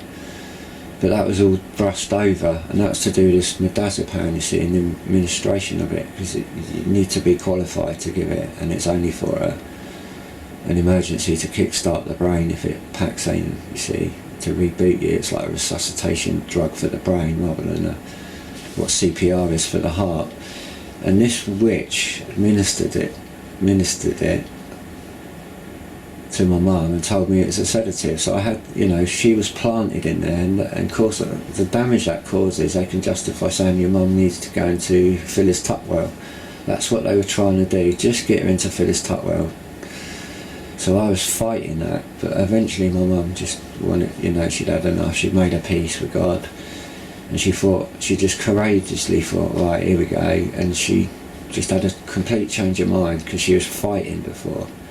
And then she thought, right, I'm just going to go with it, and then it was arranged at this place, and that's when I found out that they told me she had an infection. During the time she was at home, I had to call a paramedic because my mum fell onto the floor and couldn't get up, so I couldn't lift her up. So I called a paramedic, and they put an airbag under her, lifted her up, got her back on bed, gave her full of medication, and then revealed the mistreatment and wrote a full report and told me what was going on.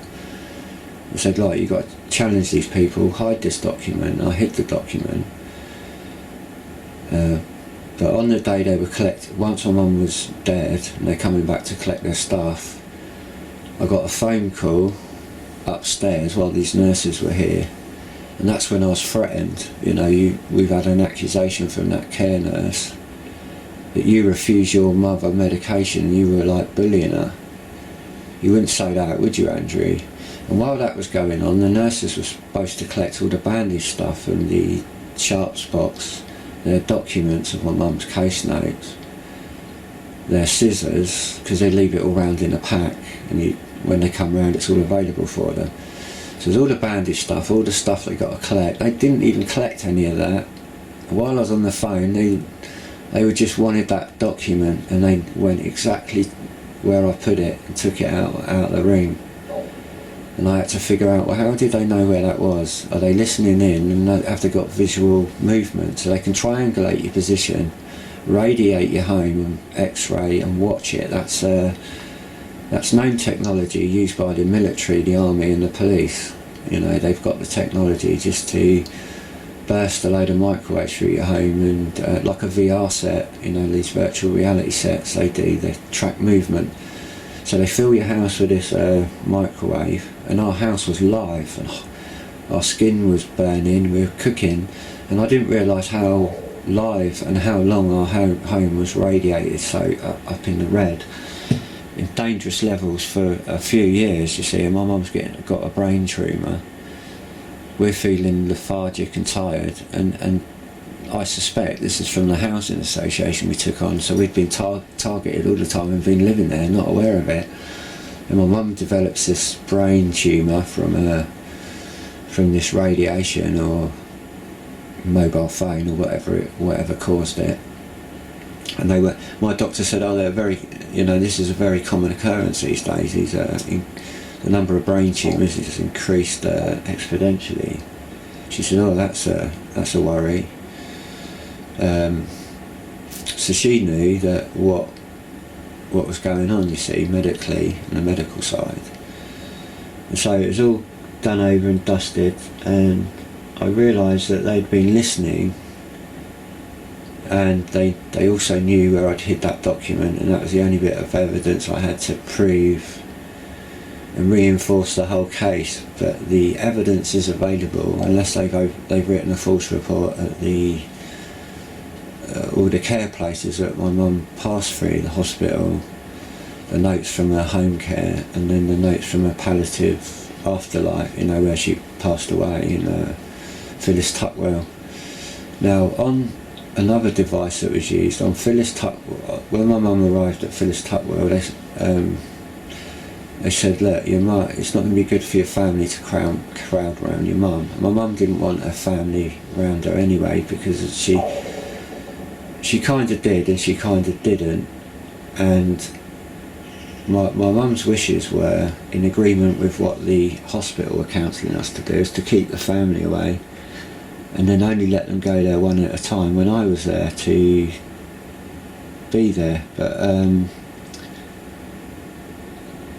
when I was absent, because I was there all night, and I went home for, just to get some things and wash, and all the family piled in, you see, and the instructions of the staff were to keep them there until I arrived. Now they didn't, they just let them all pile around my mum, and they're all sitting around there gossiping, and that, and my mum's there, in all isolated on her own. Her whole family had been visiting in hospital and not paying any attention to what was going on. Now they're all clucking around the bed, and that's why she didn't want them there. But the hospital told us one thing and allowed them that to happen. And I could see, and my mum could see, that all they were going to do is drug her off as quickly as possible, and she'd be brain dead. And that's what they did. In a matter of weeks, a matter of days that she's in there, she's dead. And they called the family in. And then they set us up, you see, so they're all controlling it from the officers above and manipulating and drawing our family into it. And our family were resented, and they can't see their own behaviour, and they won't admit it, so I got attacked. Now, my mum's brother, who'd done the, now I forgive him, and it's all, as far as I'm concerned, it's over. But and I do love them and care for them, but I can't justify the behaviour. Now, after my mum had died, the brother who let me down with getting the palliative care, and also one of the brothers who was ignoring, aware of that my mum was not being treated in hospital and walking around the ward with dirty bandages and kicking, trying to pick her teeth off the floor where somebody had, and her mobile phone was all over the floor, her teeth were over the floor, all her bandages were dirty and unwrapped, you see, and that's the state you'd find her in. And then you had to go and get someone and find out, well, why aren't they changing her bandages every day? And so all the ward were complicit, every ward she was on was complicit, they weren't treating, then she got a bladder infection and they wouldn't treat it and just leave my mum hallucinating, and they could easily write down and say, oh, she's, out of her mind. It's only because a nurse spotted your mum's got a kidney infection and went and got her some treatment, and then she recovered after that. But it was one hand fighting another hand, even in the people that worked there. I was speaking to nurses on a ward saying that things aren't being done, and it's all left down to these temporary staff that were going in there to pick it all up. They were murmuring, you see, and I was there day and night, so I was seeing both shifts. So in the evening I was getting all this murmuring from this compartmentalised staff body that are called in to mop up the mess, and they were showing that the handover shifts weren't being completed properly, and they were picking up the pieces, and it was all left down to these two young dedicated young girls who were picking up all the loose ends when they come onto shift. But no, they weren't being listened to, they were kept out of the loop of the main group, you see. And that was another evidence that I could see how it was orchestrated and organised from the top down, and how the higher level twists the control, and that has an effect on all the people below it, and that has an effect on the patient. And this is all lawful regulation. It keeps the person and the guardian away from the decisions of the patients. When I was training in psychiatric care, the training I was doing at college, hand in hand with my work in an evening class, which was you're assessed on your job by an assessor at your workplace, and then you have to learn about all sorts of procedure and the history of psychiatric care and the models and all different elements. And also from the local hospital, Frimley Park Hospital, these nurses were doing the same course as I was, and they were, on this particular evening, this new regulation had come into force where they were protected, and the nurses that were sharing this information were sharing their concerns with the class about how this regulation works. It was a conversation that come up in the classroom, and they were saying, well, what it does, it protects any person from lawfully keeping the patient and their family in the dark, and it legitimised it by law, and they weren't happy about it. So they could basically, if they knew that the patient was dying, they didn't have to say anything if they were asked. They could just walk away, and they were lawfully protected to do so in the name of it's to protect them, to protect their feelings. So if people couldn't cope with it, they didn't have to say anything, you see. So it was like a brush over. And all that does is cut the family head and decision making away from the guardian and the patient. And it's a regulated technique. And this nurse was saying that they may know something about you and they won't tell you. You may go into an X-ray for one thing and they discover something on their X-ray and they won't say anything about it. And when I was in hospital with my collapsed lung, they openly said, "Oh, you'll be back." "Oh, will I? Why is that then?" And then they wouldn't say, you see, oh, you'll be back. We know you'll be back. And I said, well, what do you know that I don't? And they wouldn't tell me. Then they tried to tell me what caused my lung to collapse. And I said, well, no, that isn't right. And they said, well, no, you're wrong. This is what made your lung collapse. And I said, well, no. I said, and I didn't argue. I just said, all right, you know best, obviously. So you get this patronising talk down in, like you're a little idiot. And that's all from the college level. That's how they're trained. That's how they're incubated. That's how they are raised. That's how the regulation trains these people. So you've got to question who's writing this regulation, who's writing the education, who's cutting out the truth out of education, and who's regulating the compartmentalised bodies of all these people, writing the rules so it has an effect on the ground and the way down, so they can conceal killing people, not treating people, saving money, cutting budgets, and all sorts of little machinations. So they don't have to tell you, and that's the way that they treat you. And it followed my mum out of the hospital all the way into palliative care, and I picked up all these experiences through life, and this knowledge of how, and when you've got cancer, they chuck in the way all these lovely people, all these soppy-doppy people who are volunteers, and they are Mary Curie or the other people who are volunteers for cancer patients to be counsellors. All they do, they say, oh, we're here to help you, and then you say, well, can you get me an appointment with the consultant, because they're ignoring me. And they can't, because they haven't got the authority. They get brushed off as well. No, we can't help. We can help you in these areas with counselling, with cancer. So they throw all this thing in front of your face to keep you distracted away from what's going on when you're hit with the shock that your loved one's got cancer. Oh, here's all these people. Who are they? What are their names? Oh, it's not Mary Curie. It's the other people. Voluntary charity that works alongside in hospitals, and they're pretty useless really, unless you want a kind person to speak to. That, you know, it would be helpful in that degree. But cancer's all a commercial merchandising of people. You know, cancer's big business, and cancer can be given and cultivated through regulation and lies and false science, breaking down the immune system. Ibuprofen crashes the immune system. All these preservatives, what I spoke on the previous system, destroy the immune system. They know all this, and when they're found out short, they write up in their new practice that, oh, we're doing it this way, and they act as though they've always done it that way.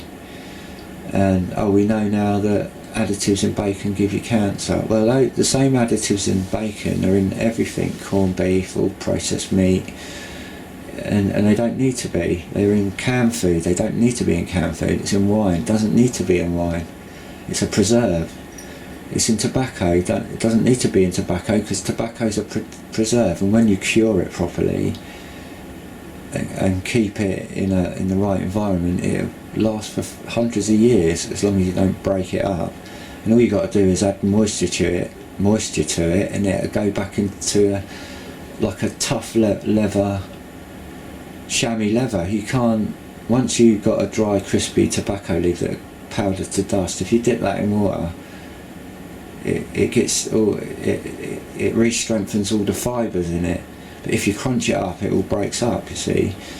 So that's how tobacco was preserved, and they would include, and then the EU regulation and the law made them add additives to it, and all the old traditional farmers got lost their businesses. And then the monopoly of the European Union and all the major tobacco industries that these people probably own indirectly got all the business, you see. So all the tobacco you buy in the shops has got cancer agents in it to give you cancer, and it's a chemical concoction.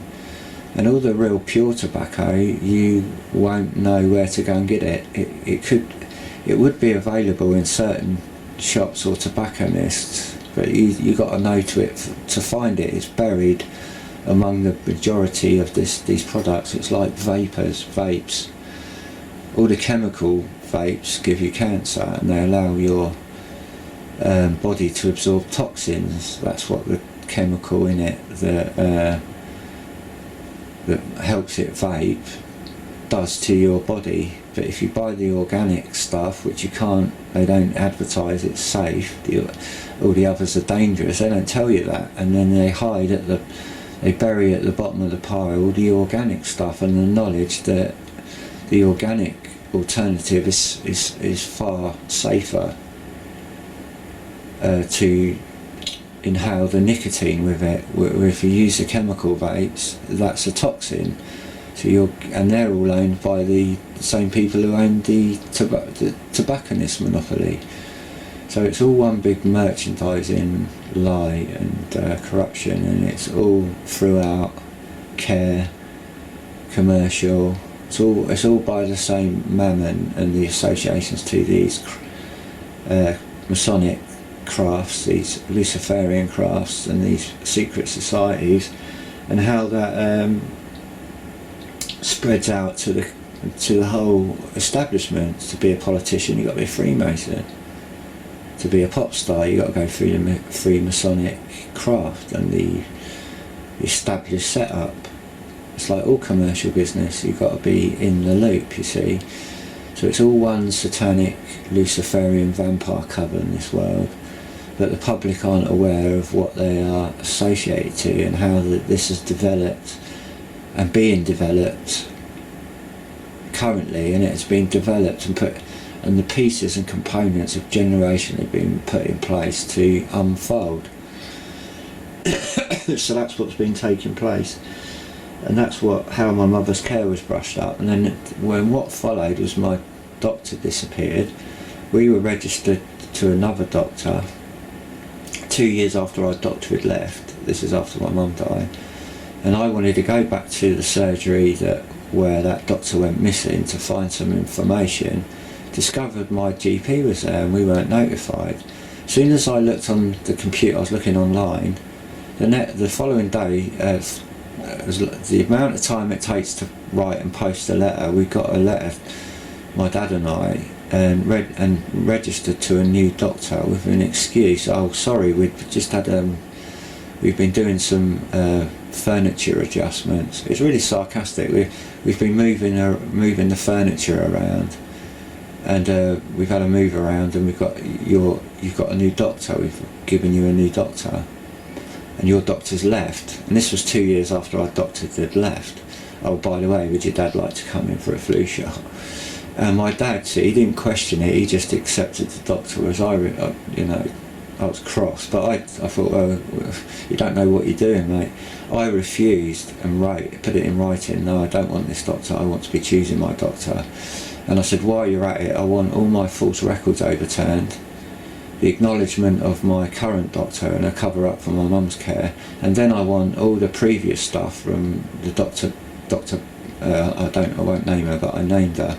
The doctor that sent me to that psychiatrist and falsified the report. I said, I want that overturned. I want all the truth to come out, and I want my record eradicated. And I didn't get a reply to that letter to confirm that I'd been unregistered or to acknowledge any of those other problems. What I did is got a phone call and a text calling me paranoid and deluded, and that triggered me, you see, to bring me into that patronising little boy state, so this haughty doctor could walk over me, but I didn't have any of it. I called her out and said, look, you go and get all the evidence in Frimley Park Hospital, look on my medical record, that doctor will be mentioned on there.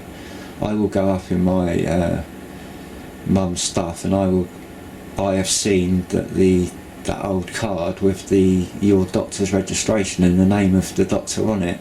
So don't try and make out that I'm lying and delusional.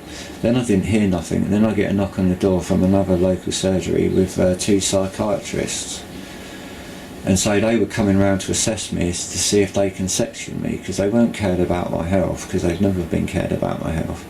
This was just to cover me up. So if I'd have let them in the door, they would have said I let them in, and while they were on that day, I'm being covertly aggravated. So if I'd have let them in, I'd have got angry and aggressive, and I could have. All they have to write, oh, he's angry and aggressive. You see, go back and take that report, and then they use that, and they write what, they're really nice to you, but they write other things about you, what they want, what they perhaps want to hear, or what they think that is the right diagnosis of your circumstance, and they completely dismiss your own input. And then they write down what they want, but they're really nice to you and polite to you and warm and open and engaging, and they ask you personal questions about your personal life to be sociable. But then the cold, calculated, professional barrier is in the background, which they are acting under instruction, so they can, you've got to be so careful who you let into your house. And if you are listening to this and you've got parents, don't take your eyes off your children in a doctor's surgery, a dentist surgery or anything, because I've had experiences where they know about this treatment and they can walk all over you, and you're defenceless at that time, and it's only till afterwards you reassociate and work out what is what they've done to you, what they've triggered you into that traumatic lockdown, and then you have to watch it go on before your face. But as an adult, it's usually just patronising talk and nasty, horrible games, like they ignore you, they dismiss you, or they patronise you, and that's the relationship I noticed that my mum had with my doctor. She was a little broken girl, and the doctor was the master of my mother, and my mother would trigger when she was in her presence, and so would I, you see. And then but not always, because once I got Christ, I could break out of it, and then I could stand up and challenge it. And then they don't like that, you see. They write a false report about you to say you're a nuisance or you're a problem, and it follows you round, because the next professional to pick up your file reads what the professional word is over your input. And when you try and get that medical record overturned, they refuse, just like they refuse to unregister me from that doctor, because if I go and get another doctor, I'm not going to ignore that all this has happened and it still hasn't been resolved, so I'm going to have to regurgitate it to a new doctor. They're not going to want to know about it, and if they did, I know for a fact what they're going to face when they go and try and overturn it. They go missing, or they get shut down, or they change their opinion of you, and they will compromise and just toe the line. And I've experienced that. So I'm going to close now. That's I might add some points. I'll go over this. It's very late. I'm tired, and I've been doing this all day and processing the video. So I'm going to end here, and either add some notes after, and then I'll be doing part 5, which will be my brother's accident and hospital experience, and the build up and a bit of context to that circumstance. That's in the next part. Oh yeah, just a PS regarding one of my mum's brothers, the one who helped us, the one who let me down with getting the house to a legal standard so my mum could be let out of hospital. Now after my mum died, and when it comes to the funeral, my mum didn't want a funeral. What she wanted in her heart, she didn't, was really practically impossible. But nevertheless, I sort of, she was saved. She wanted to share. She obviously wanted her family to know that, but they weren't. They just dismissed Jesus and the fact that my mother would ever do that, and they sort of got the hump. And her brother started. Now, when my mum just died, he again offered to help, and I said, well, after the last time, I'm not giving you a second chance. And he sort of kept pushing. Oh, I want to help, and what he really wanted, I sensed, was to take control. And I said, right, if you want to help me, I'm crashing out, I'm burnt out. I've just had all that experience with my mum, which he completely couldn't care less about. And he saw it. My mum's brothers and sisters saw it, and they'd done absolutely nothing. So I just felt completely cut off from any remaining association or agreement to them. The gulf was just further than it was. And he said, I really want to help. I said, well, if you want to help, could you convey mine and my mother's wishes? That my mum doesn't want a funeral, but what none of us really appreciate, you've got to have a funeral. But when I arranged the funeral, I cut out the religious side, the master of ceremonies, and I just played. I said I wanted a CD of there was a music of Christ, praising Christ for his salvation and grace. So that's what I played. That put on the CD that the guy would just put in and play, and we wanted to get over as quickly as possible because my mum didn't want a religious funeral, but because we didn't have time to get a burial plot, we had to rely on the services. So arranging the funeral with the undertakers, I said I just want plain old cheap old coffin, and absolutely no master of ceremonies, but and just you have to have the coffin bearers, so to keep just to keep the cost down. But what my mum wanted was for me really, because I've been burdening it all, that I didn't want to go to a funeral and go through all that, but I ended up having to anyway, because my dad wanted to go, he wanted to go. So it was right old mess, and it's all left down to me to organise this impossible circumstance that I couldn't possibly cope with at the time. So arranging the funeral, my dad's completely dissociated. He couldn't do anything. He wasn't even aware of he couldn't even take in what I was telling him my mum was going through. So it just made me angry, and I was kind of isolated with all this burden. And then after my mum died, my uncle said to is there anything I can help? I said, right, you can convey to all the family for me, all my mum's brothers and sisters that were still alive and in-laws. Would you condone, just would you pass on my love, and would you just say we're not really don't really want a big funeral, we just want to get it over and done with and put this behind us. But what we would like was like you to come round in your own time, any time you want to, but just give me a time to recover and rest from all this exhausting battle I've been having, and could you pass on that news to the family? Oh yeah, I'd love to, he said. Of course I'll do that. Well, what turned out, he didn't. He just started he turned it into, we're cut out, my mum didn't want them there at the funeral, and he started spreading all the daggers and sharpening the knives. And then one day my dad went out, and he was waiting for my dad to go out, and he quickly ran and knocked on the door and then said, oh, got a bone to pick with you, all the family have been saying. I said, well, who are all the family then, because I've not heard anything from them, and I haven't, and I know for a fact that you didn't pass on what I asked you to. You just stirred it all up and sharpened it all up against me, and you've rallied all the family in the way you want to control things. So I tore a strip out of him, and he's trying to blame it all on me that I'd cut them out at the funeral, and I put him in his place. And I said, this was my mum's decision, my dad's the lawful guardian, it's his decision, and I'm just following through on my parents' decision. Then he said, oh, your mum didn't, I loved your mum more than you did.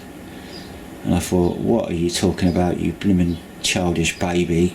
And I really let him have it, and I ripped him to pieces. And I got rid of him out of my house like a turd on a shovel, and flipped him out the door.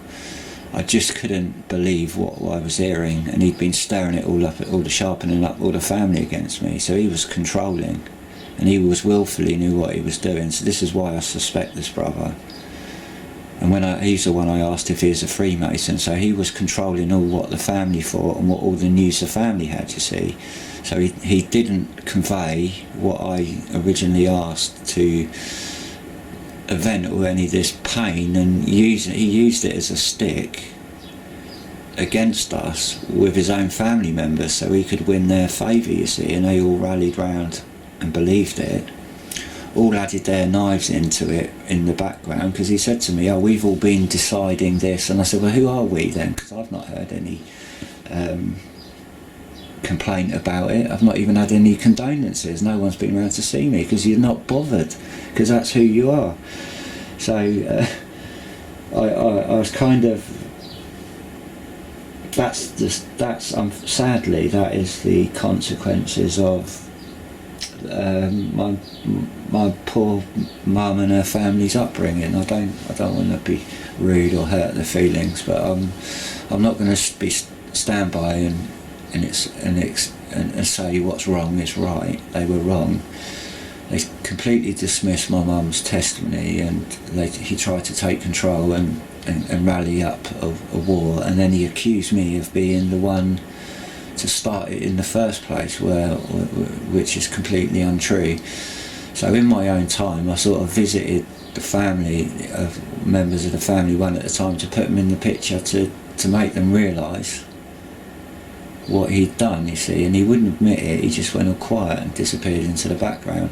Then I started getting people coming round, and I sensed that he was on the back of it, and then I called him out. I said, oh, is Uncle so-and-so behind this? And they said, oh, well, as you mention it, he did suggest that I'd come round and see you. And I thought, oh, you drippy people, why don't you... And this is how they use people, you know, get other people to come round and get some gossip and report it back, and it goes around the grapevine, and it ends up at the top, you see.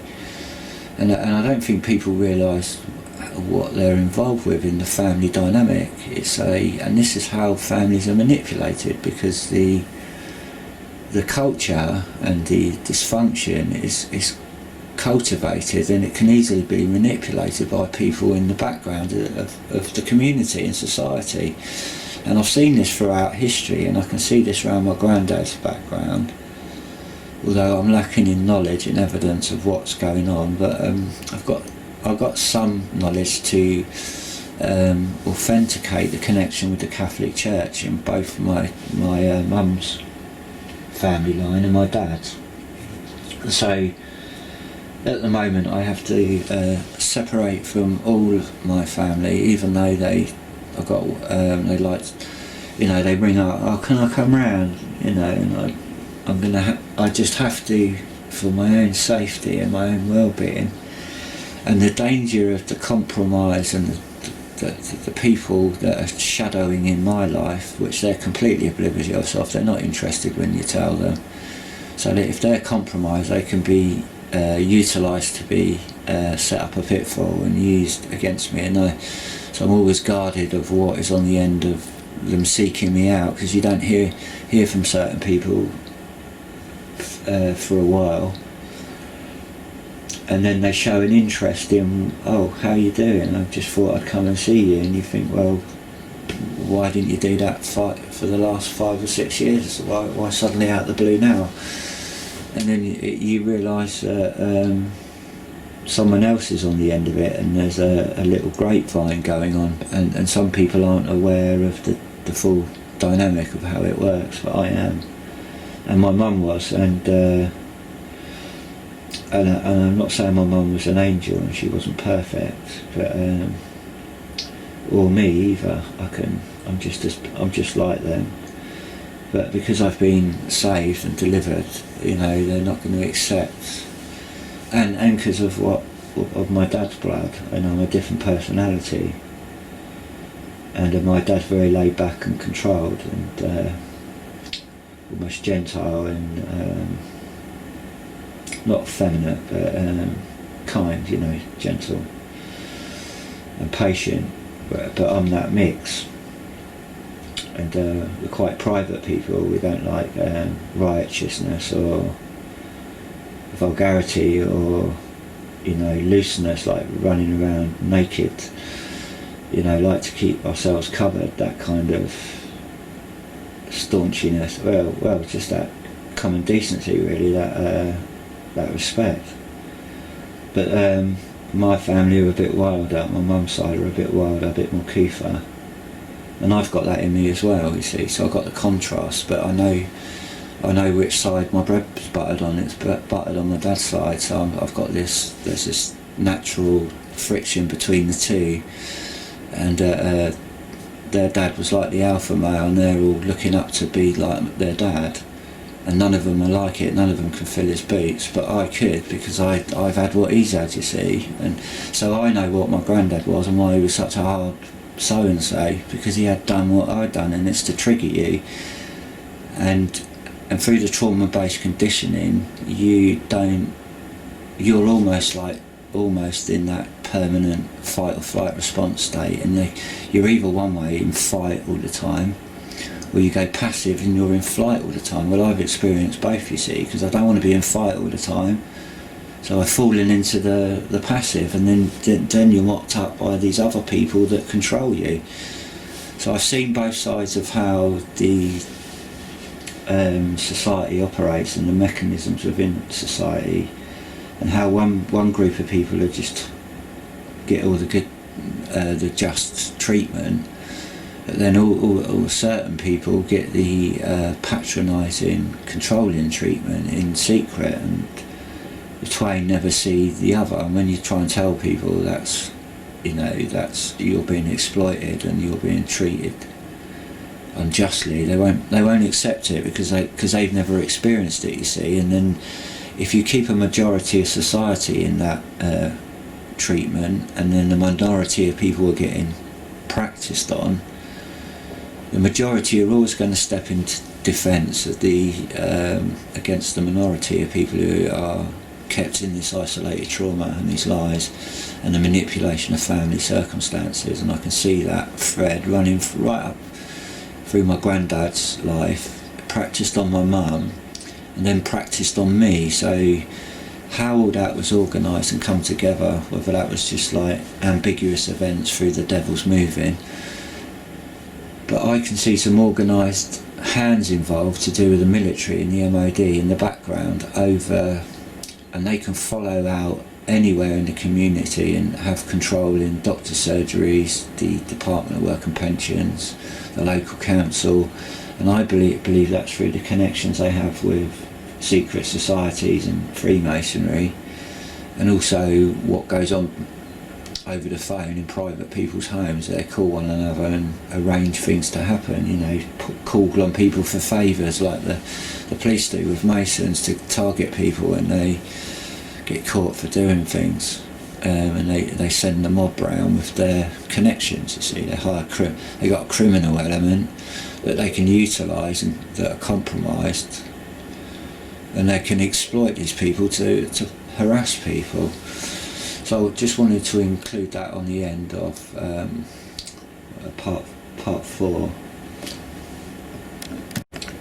Right, PS, just a quick footnote, something I missed to clarify with my own trauma circumstances. When I was 2, my granddad in the pushchair. So after evaluating and reasoning through and looking at all the hands, I think the influence is behind my granddad, and there may be certain members. This is where I've got to be cautious. I'm not really 100% sure, but I suspect certain family members, if there is something, a component within the family that's party to this, I have to be careful, because I think I get the impression that is what the facts are, but I have no proof or evidence, and I can only tell by the reaction of people, the way they behave. And I've seen the strange behaviour and the fruits on the end of that through strangers approaching me in the street and bringing up, they knew my family, I had it on the day of a car accident when one of my mum's brothers was in hospital, and it was right outside where he worked, and the lady happened to mention that she mentioned his name, you see, and I was going to visit him that evening in hospital. I was going to turn up and just say hello, because he had cancer, so he was in a poorly way. And the lady who run out to the accident, witnessed the accident, was his work colleague, and it was very odd that she would mention his name, and I said, oh, that's my uncle, he's in, she said, oh, my work colleague, and named him, is in hospital, when she saw the accident. And I thought, you perhaps are set up in this, or perhaps you were led by the devil, I don't know. But, I thought that was an odd thing. Then the police followed the accident up the road, and that was all written over by the ambulance driver and the police, and then my local surgery wouldn't treat me, and they wouldn't admit me into a hospital. They wouldn't give me a hospital appointment, so I'd have had to gone into hospital, and they'd have only given me an x-ray, so it would have come up inconclusive, so even the NHS, the hospital, would have brushed over the whiplash. And the day of my accident, they put a news programme on the TV, this is no coincidence, that they're like going after people who are ambulance chasers because they're claiming money falsely for whiplash. So I would have been put under that label, you see, that's how I'd have been treated. So rather than be a piece of cattle and a bit of meat at the meat market, I didn't even attempt to overturn it. I just was cut out in the cold and not received any treatment. And I left it a while, and when I did get a referral, I got sent on a bogus false report, and I had to pay for it. I had to qualify for them. I didn't pay for it, but I had to qualify for the money to pay for it, and that's because my surgery weren't going to pay for it. So they brushed me off, got me to pay for it, to see a specialist, and I didn't see a specialist. I saw a trainee physiotherapist who'd give me a diagnosis, told me what treatment I was having before they even looked at me, and then they wrote that up on my report. There's nothing wrong with me, it's my stature. And that's how I was treated. Dust over, dustpan and brush, you're a liar, little dirty secret, trauma, liar, isolation, more trauma, liar, isolation, paranoid, tinfoil hat wearer. I hope people are starting to see a pattern of what people like myself and many others currently, today, past, present and future, have suffered and will be experiencing through the ignorance of people's unbelief, their fatness in their righteous living, and their willful ignorance of taking any notice and defending the criminality that they're serving amongst, and praising the NHS, and not, rather than praising the individuals in it and then condemning those who have misbehaved, and then that will protect the good in it, and that will give them a voice. But no, it's all brushed under one wonderful umbrella. The wonderful NHS can't do anything wrong, but the reality is it chews lives up, spits them down the gutter, and points to all the good works they do, and that's a little combine harvester that rolls over the corn and only processes 30% of it, and then they point at the 30%, what a wonderful job they've done.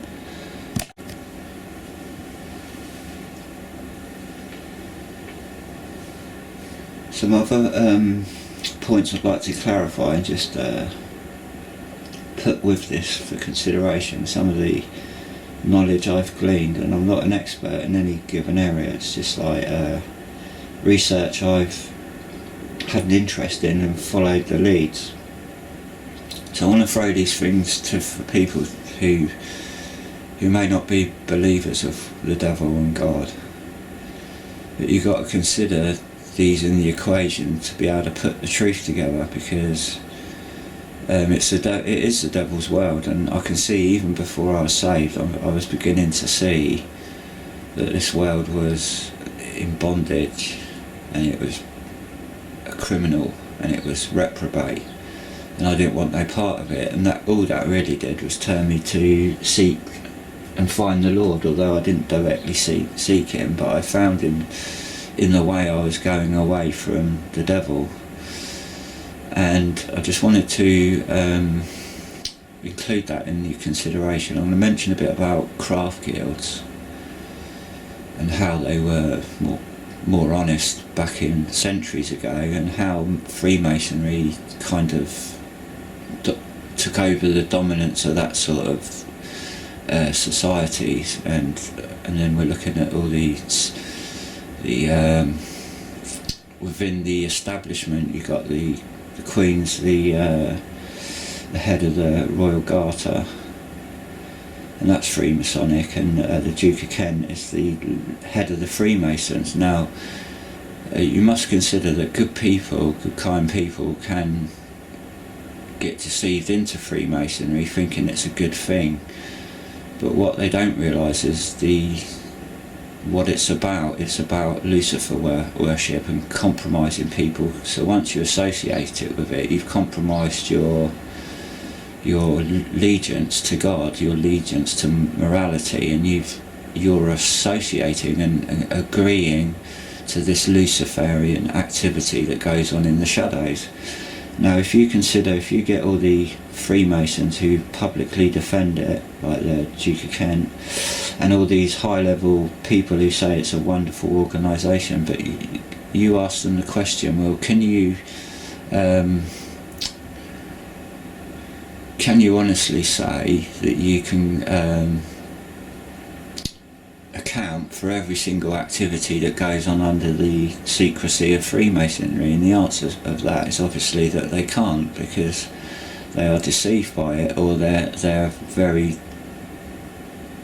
guilty of lying and hiding the truth from people, because it's a secret society. It's all a niche membership. You can't join the Freemasons. The Freemasons have to come out and choose who they want to be in their club, and it's all Luciferian, and it can all be tied back to the Roman Catholicism, and not directly, because the Roman Catholic Church will stand out against Freemason and that it's wrong, but on the other hand they've got Freemasonic members, and there's a strong link and association to the setting up of Freemasonry and the infiltration of what was once established as these city guilds and crafts, like clothworkers' craft, the goldsmiths' craft, and the masons' craft, and which was simply where organisations where public people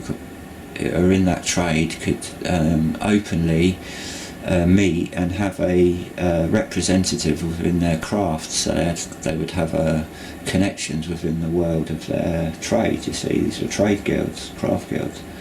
But then all the Luciferian rites, you think of the Ku Klux Klan, that's Freemasonry, where all these people who wanted to persecute black people could dress up in regalia through their Freemasonic connections and set up the Ku Klux Klan and go and persecute people under the umbrella of the secrecy.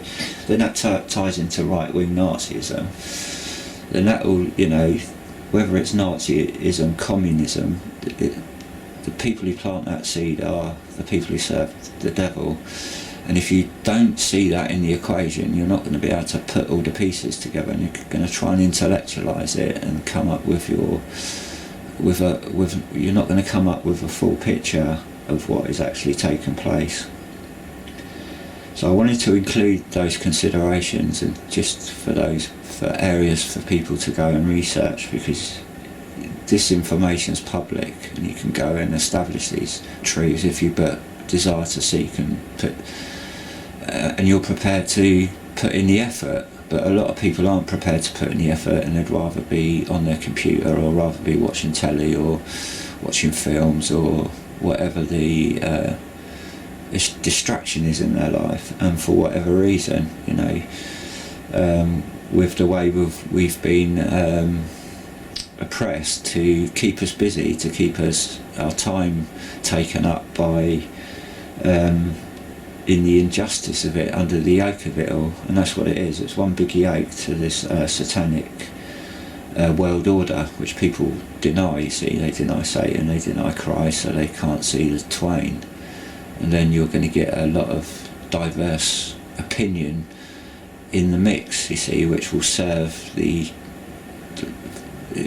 cause of the wrong, of the bad, because people will be living in denial and they'll be supporting, in their ignorance and self-opinionated intelligence, they'll be supporting the Luciferian power that is deceiving them and lying to them on public TV and under oaths, because nobody in the Parliament is keeping the law. And that can be researched by just a bit of history digging, a bit of desire to know what the truth is and learn about English law and Magna Carta and the Bill of Rights and see it all unfold, Oliver Cromwell, the Reformation, the breaking away from the Catholic grip, and then the revenge of the Catholics to regain power, and they succeeded. But because of the public's ignorance and unbelief and rebellion and lawlessness, they don't even know their own country's breaking the law. So the people in power would just allow you to sit in your ignorance while they continue to exploit you in your ignorance of the law, and they're breaking the law. So if you can't see it's the devil's world and he's got everybody in a compromise, and no one and nobody's going to stand up and say this is the truth, it's the devil's world and we're all associated to Luciferian paedophile networks and crime organisations and corruption, and the lawful powers are choked by the predominance of this corrupt infiltration into power and all these secret societies and the hold it has on people. So it yokes everybody to this yoke of iniquity, and people in denial are supporting it, whether they believe it or not. They are guilty. So I wanted to just to add that point. And one more point is when I think I covered this in part 1, when my doctors were being interfered with, and I went through that counselling service, open door, to see these counsellors, and I said he was a Mormon high priest. I just want to state that I didn't know that at the time. When he was a counsellor, he wasn't allowed, by law, he wasn't allowed to tell me what his belief systems were, because you're not allowed, if you're a professional, you're not allowed to proselyte your beliefs and put them on vulnerable people. So there's a law there to protect people, whether that's, it's a good thing for bad people, but it's a bad thing for the good side of people who are offering hopes. But nevertheless, that's the law. You're not allowed to proselyte your beliefs. So when he lied and said, we've run out of money, I shouldn't tell you this, but you can come round and we'll finish the counselling sessions, I'll do it for free at my house. And when I went to his house, you see, vulnerable, then I see all his Mormon pictures of Jesus on and certain things that if you were a Mormon, you would recognise that a lot of Mormons have got these things in their homes, like pictures and books. And I saw these things, but I didn't. He still never told me he was a Mormon. But then, once I was in his home, he let it slip. You see, because I could see the picture of Jesus, and I said to him, "Oh, do you believe in Jesus?" And then he said yes, and had a discussion. And then later on down the line, I discovered what Jesus it was he believed in. Now, during those sessions, I had an experience with him, which he put me through this meditation. I felt really uncomfortable and violated, and it was almost like a fake trying to make suggestion, and I know the book he got it out of, and it was a dualistic Masonic book, and part of the chapters was how to invoke spirits to communicate with them. And he was practicing from this book, this meditation, but it had nothing to do with spirits. But it did say that basically it was a process to give somebody some esteem. And within the meditation, he said, when you're relaxed, it brings you into that relaxed state. You're open to suggestion, and then he pours in the doctrine. But it was very subtle and very simple. So on the face of it doesn't sound that bad. But basically, he said, when you were born, God smiled. You see, And I felt very awkward about that. I felt something happen within me emotionally, like you're watching a film and it appeals to your emotional side and you react to it, but I sort of ignored that happening, and overriding that was an odd, strange, horrible feeling of I was being violated and manipulated, and after that I disappeared.